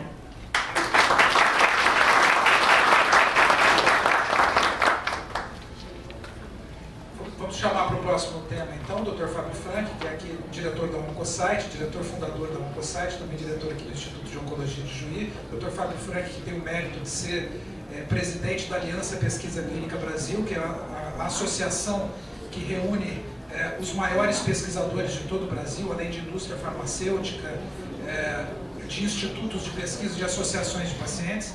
Também membro já há vários anos da diretoria da Sociedade Brasileira de Oncologia Clínica, tratando agora sobre o cenário da pesquisa clínica, que talvez seja, dentro de toda essa problemática, uma das soluções. Né? A pesquisa clínica é uma solução em acesso, que através da pesquisa clínica, e que nós vamos ter depois aqui uma vivência de uma das nossas pacientes, né? Através da pesquisa clínica, esse acesso a drogas inovadoras, e não só drogas inovadoras, mas drogas que já têm uma eficácia comprovada e que já têm uma tradição dentro da ciência médica, né? Mas que ainda não tem acesso por toda essa demora de incorporação. Então, a pesquisa clínica é uma dessas soluções, ela desafoga tanto a saúde suplementar quanto o SUS, e é algo que tem um caminho imenso para ser desbravado ainda no Brasil. Fábio. Obrigado, amigo.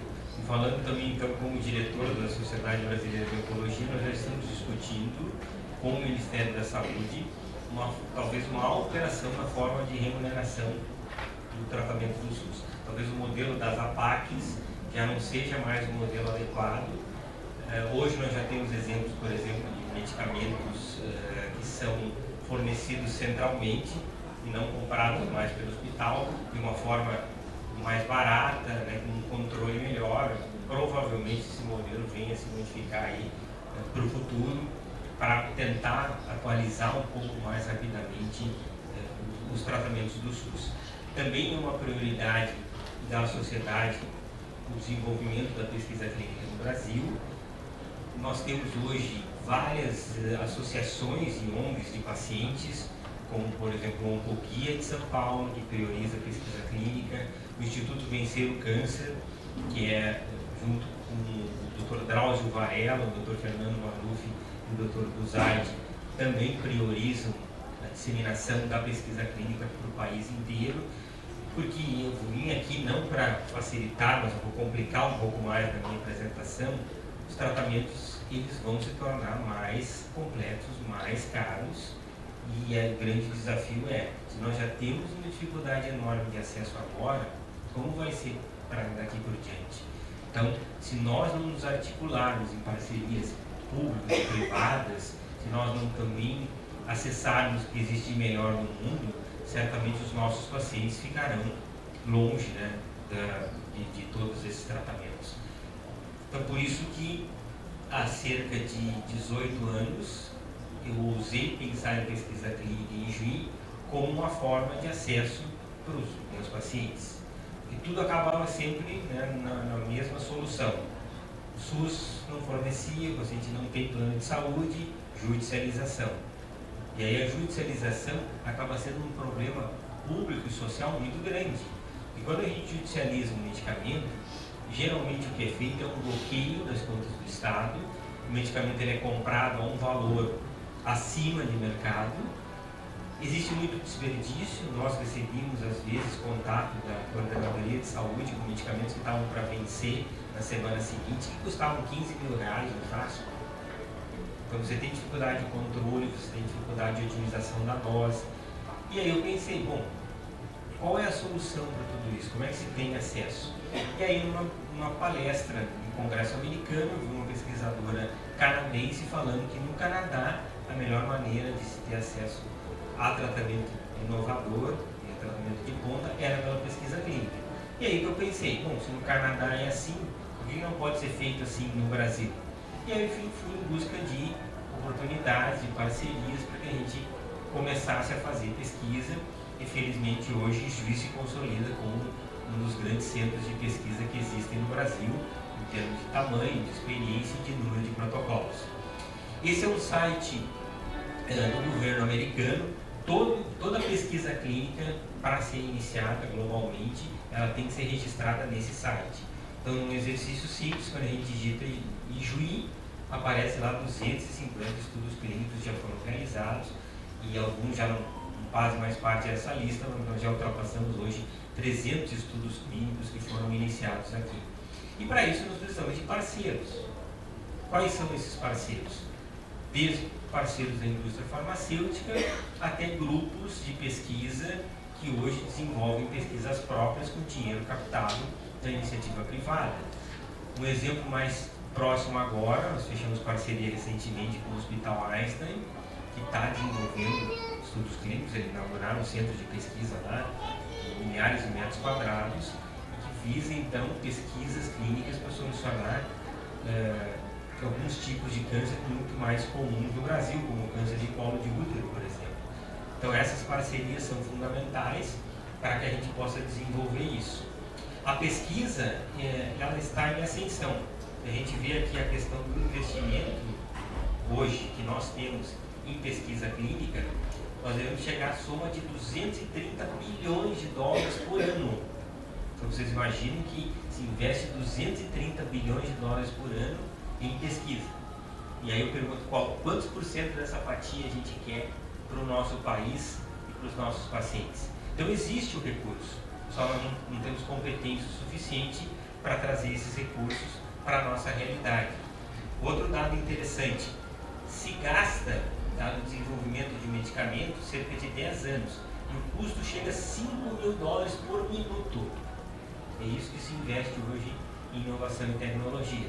Então agora vocês começam a entender por que isso não pode ser feito com dinheiro público, porque é um investimento de risco. Então, se eu investir dinheiro público aqui, a chance de eu estar desperdiçando, né, um valor que vai faltar na outra ponta é muito grande. Por isso que esse investimento fica na mão da iniciativa privada. Cada vez mais pessoas estão participando de pesquisa clínica. A gente viu um aumento considerável aqui com a Covid, principalmente por causa das vacinas, e aí houve também toda uma desmistificação.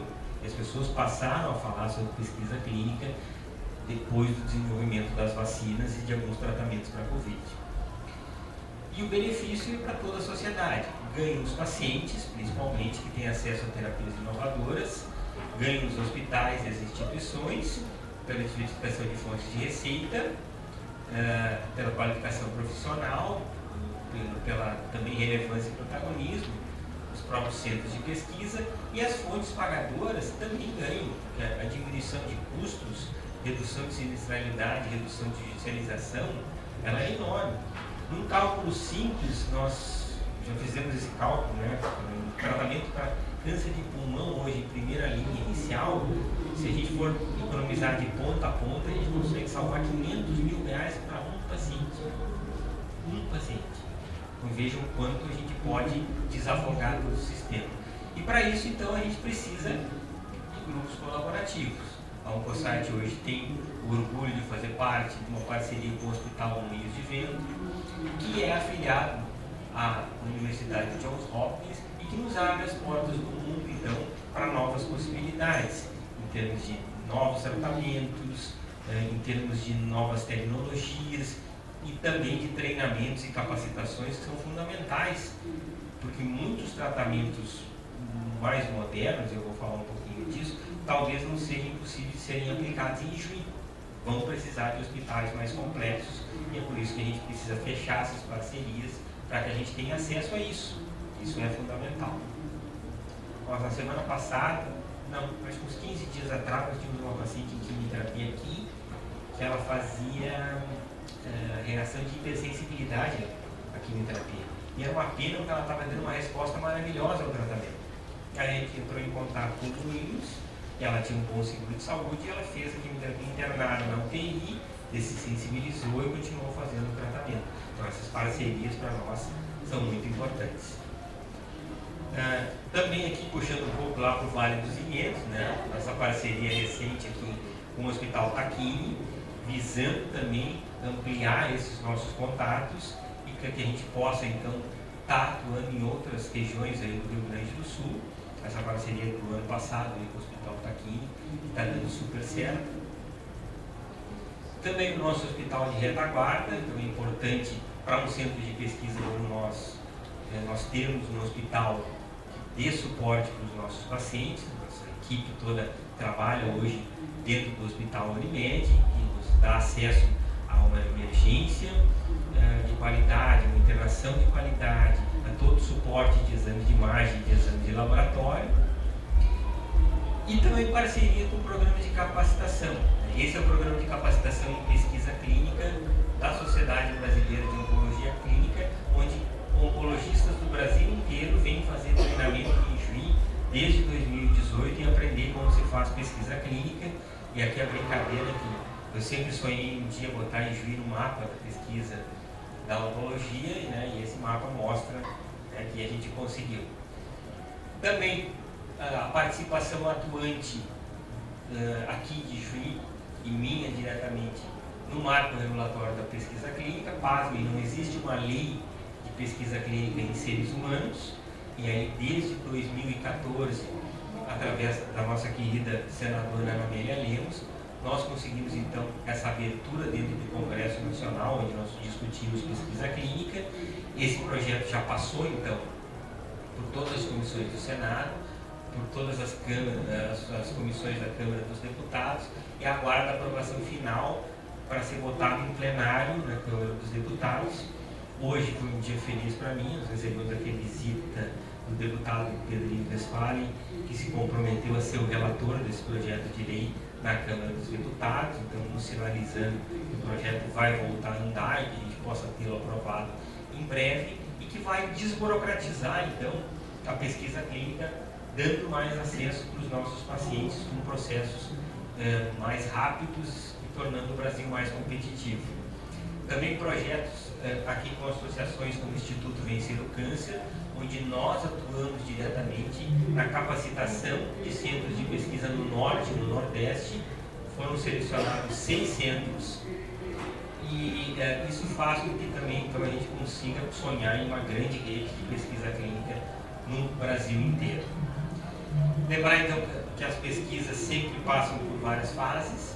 Nós temos aqui, hoje no Brasil, a grande maioria de estudos fase 3 ou 4. Por quê? Porque esses estudos aqui, fase 1 e fase 2, exigem um processo regulatório mais ágil, que infelizmente no Brasil não é possível. Isso o projeto de lei tende a agilizar e proporcionar que a gente possa receber mais estudos, que são muito importantes.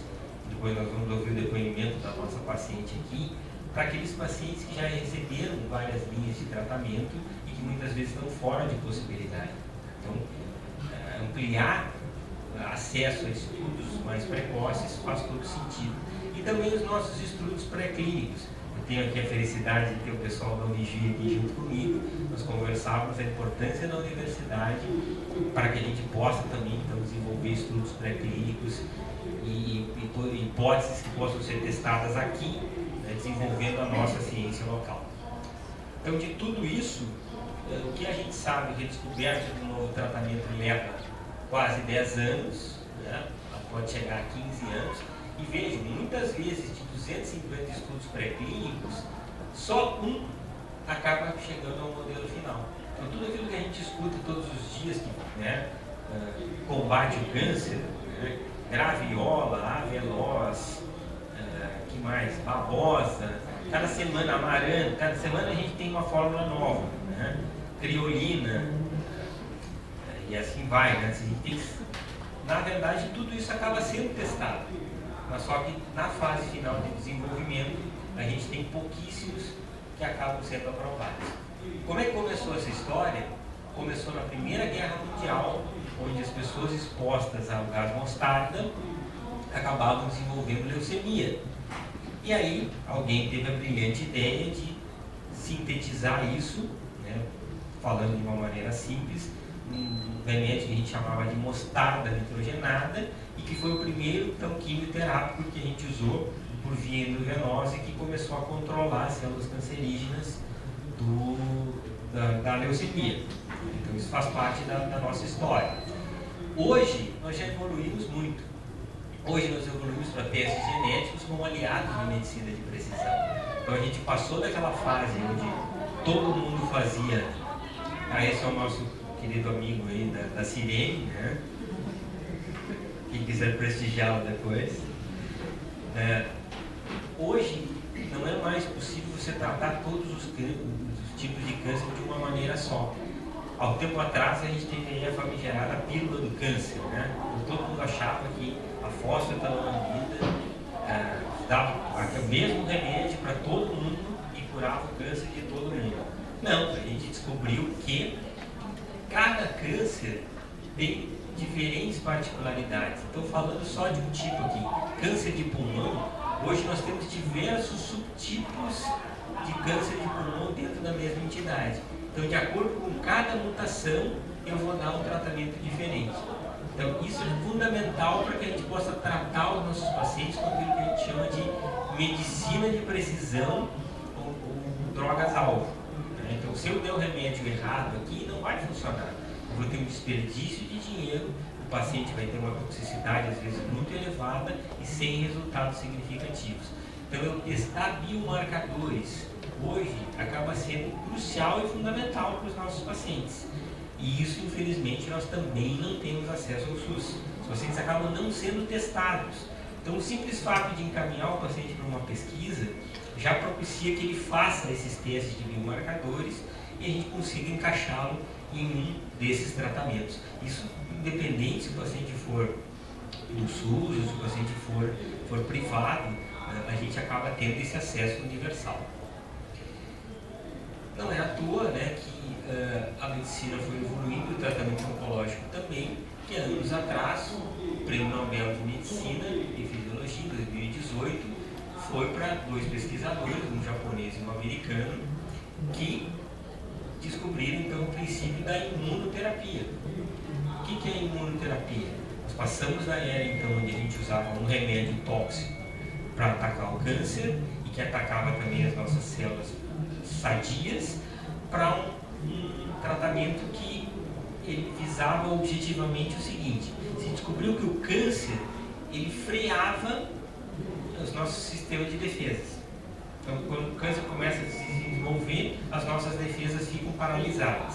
E esse tratamento, então, ele libera esse freio e faz com que as nossas defesas voltem a trabalhar e voltem a combater o câncer.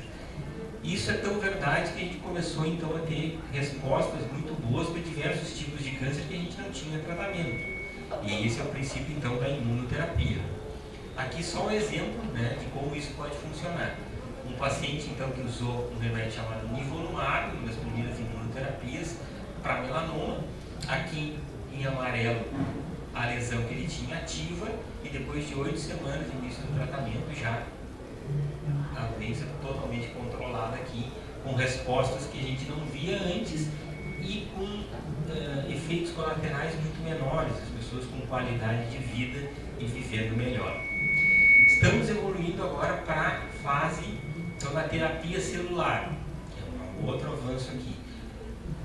CAR-T-cell. Todo mundo já deve ter ouvido falar do caso do paciente de Ribeirão Preto, né, que conseguiu ficar curado lá depois de um tratamento. E esse tratamento é exatamente isso. Você retira, de uma maneira simples, retira células de defesa, reprograma elas em laboratório e injeta elas com a capacidade de reconhecer e combater o câncer de cada paciente. É isso que nós chamamos então de transplante de células T, que é o mesmo princípio, né, das vacinas aqui. Então, você tem todo esse preparo das células de defesa que acabam sendo então produzidas, adaptadas e injetadas no organismo. E aqui também então, com respostas bem promissoras. Esse é um paciente com melanoma, né, já politratado, fora de possibilidade de tratamento, e que com o transplante de células T conseguiu uma resposta maravilhosa.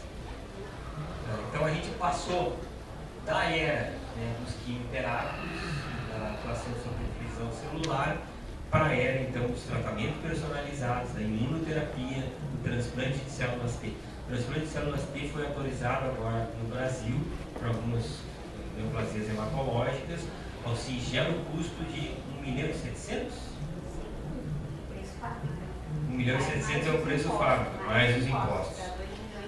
Então vocês imaginam isso, né, incorporado na nossa realidade do SUS, ou começar a ser judicializado. Né? Ou uma operadora que nem a nossa, Unimed, que prescreva um por mês. Né? O que acontece com o sistema de saúde? O que a gente ainda tem para o futuro?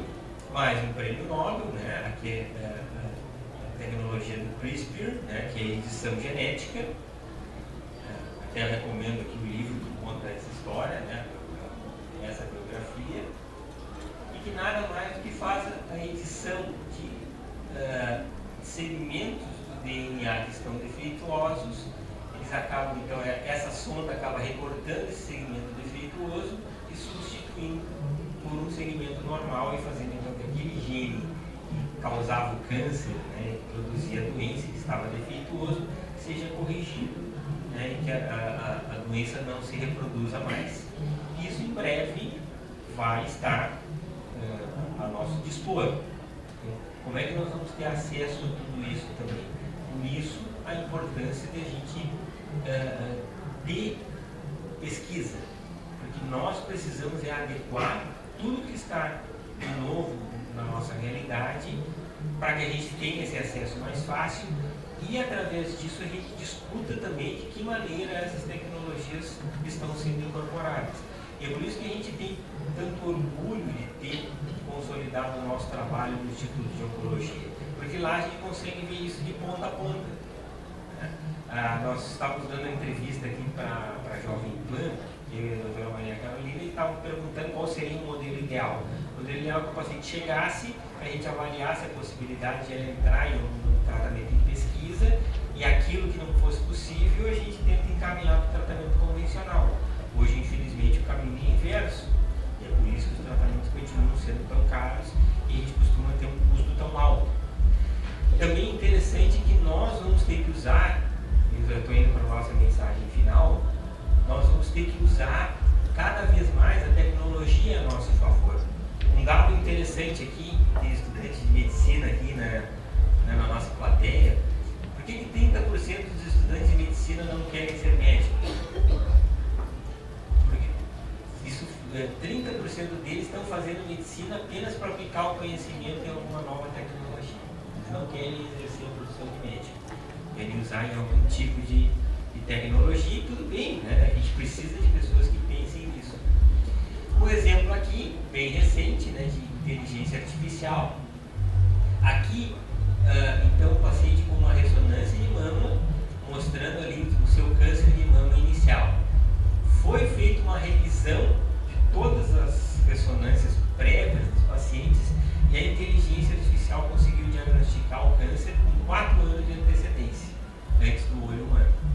Então, isso mostra o quanto a inteligência artificial vem para o nosso auxílio.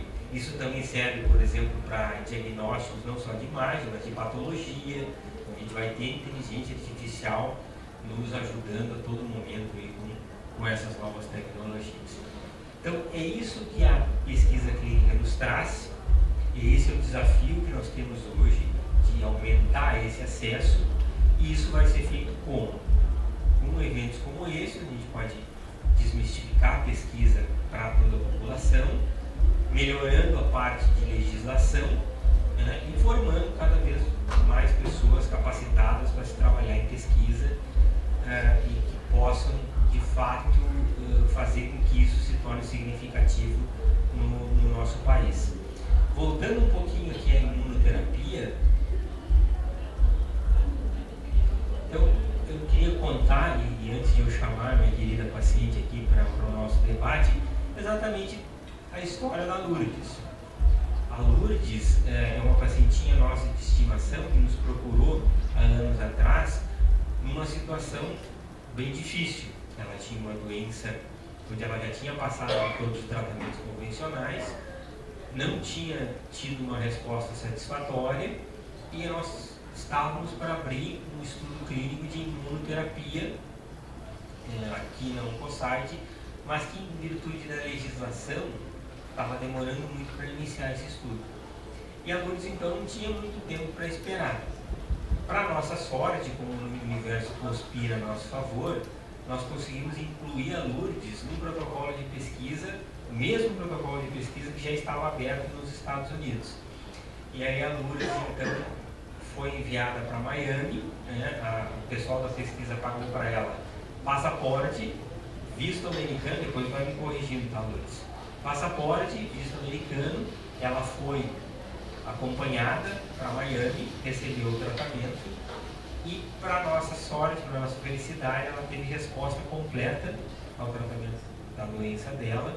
Hoje ela está apenas em acompanhamento e a Lourdes, então, é o nosso exemplo vivo aí de como a pesquisa pode beneficiar um paciente oncológico especificamente. Mas a gente quer mais, a gente quer beneficiar centenas, milhares de pacientes do Brasil inteiro.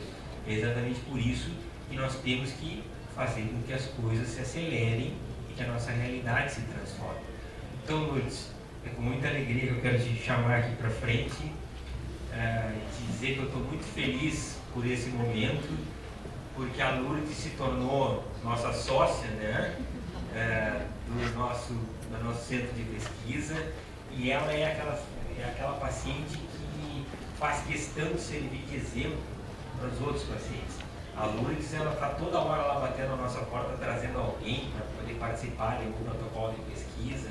Ela não deixa nunca as pessoas desanimarem, e é o exemplo vivo daquilo que nós imaginamos como ideal, que é trazer o benefício lá do laboratório, onde a gente começa o estudo pré-clínico, passa por toda a fase de desenvolvimento, passa pela fase de testes, analisa todos os dados e finalmente, então, pode lançar para a população um tratamento que seja de qualidade.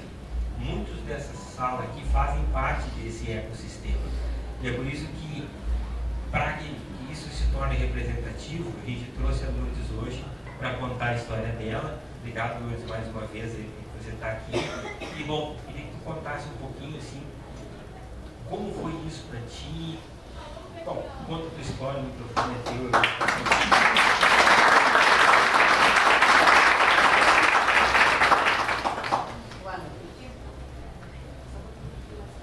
Boa noite. Meu nome é Lourdes. Eu agradeço a participação de vocês, do Dr. Fábio, do Dr. Aníbal, do Dr. Guilherme, que até hoje é o quem mais eu me incomodo, né? E dizer para vocês que antes de 2016, 2017, quando eu descobri o câncer, eu não era essa luz que estava aqui hoje. Quando o Dr. Fábio me pegou, eu estava em cadeira de roda, eu usava fralda descartável, eu tinha 4 meses de vida, eu tinha trombose nas pernas, era, acho que quase que já estava indo, né? Aí surgiu a oportunidade para mim ir para os Estados Unidos. Não tinha alternativa, precisei ir.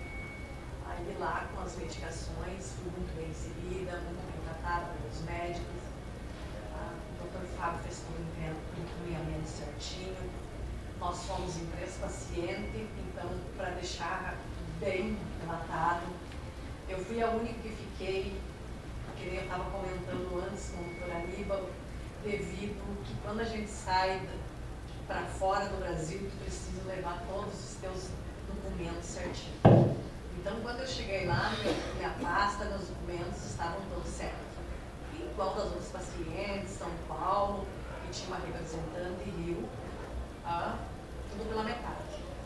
Eu não fui a primeira a começar, porque eu precisei fazer infusão, fiz antes de sair, e quando cheguei nos Estados Unidos tive que fazer infusão, transfundir de novo, né? Muito grave no meu caso. Aí, acabou ficando só eu. As outras não deram muito certo, não aceitaram, e faltavam documentos. A doutora Amin queria então só a paciente do Dr. Fábio. Mas a paciente do Dr. Fábio eu me deportava a minha enfermeira, nunca me deportava aos médicos que tinham ficado aqui no Brasil. Eu entrei em contato somente e pedi para a enfermeira de suporte 2 vezes entrar em contato com o Dr. Fábio. E foi quando eu tive a fístula, né, que eu me assustei. Aí eu disse, Lilian, por favor, liga para o Dr. Fábio, porque eu achei que ia sair tudo, né? No meu caso era. Aí acho que ela ligou para o Dr. Fábio. E daí no 7º mês, também quando o Dr. Amin nos reuniu e disse que eu já estava curada. Daí eu disse de novo, Lilian, por favor, liga para o Dr. Fábio e fala que eu já estou curada. Aí então fiquei pronta em setembro. Eu só consegui retornar ao Brasil em março, porque a Anvisa não fazia liberação, né, Dr. Fábio? Não sabe, pode me ajudar se eu errar. Aí eu tive que permanecer nos Estados Unidos até com a medicação deles.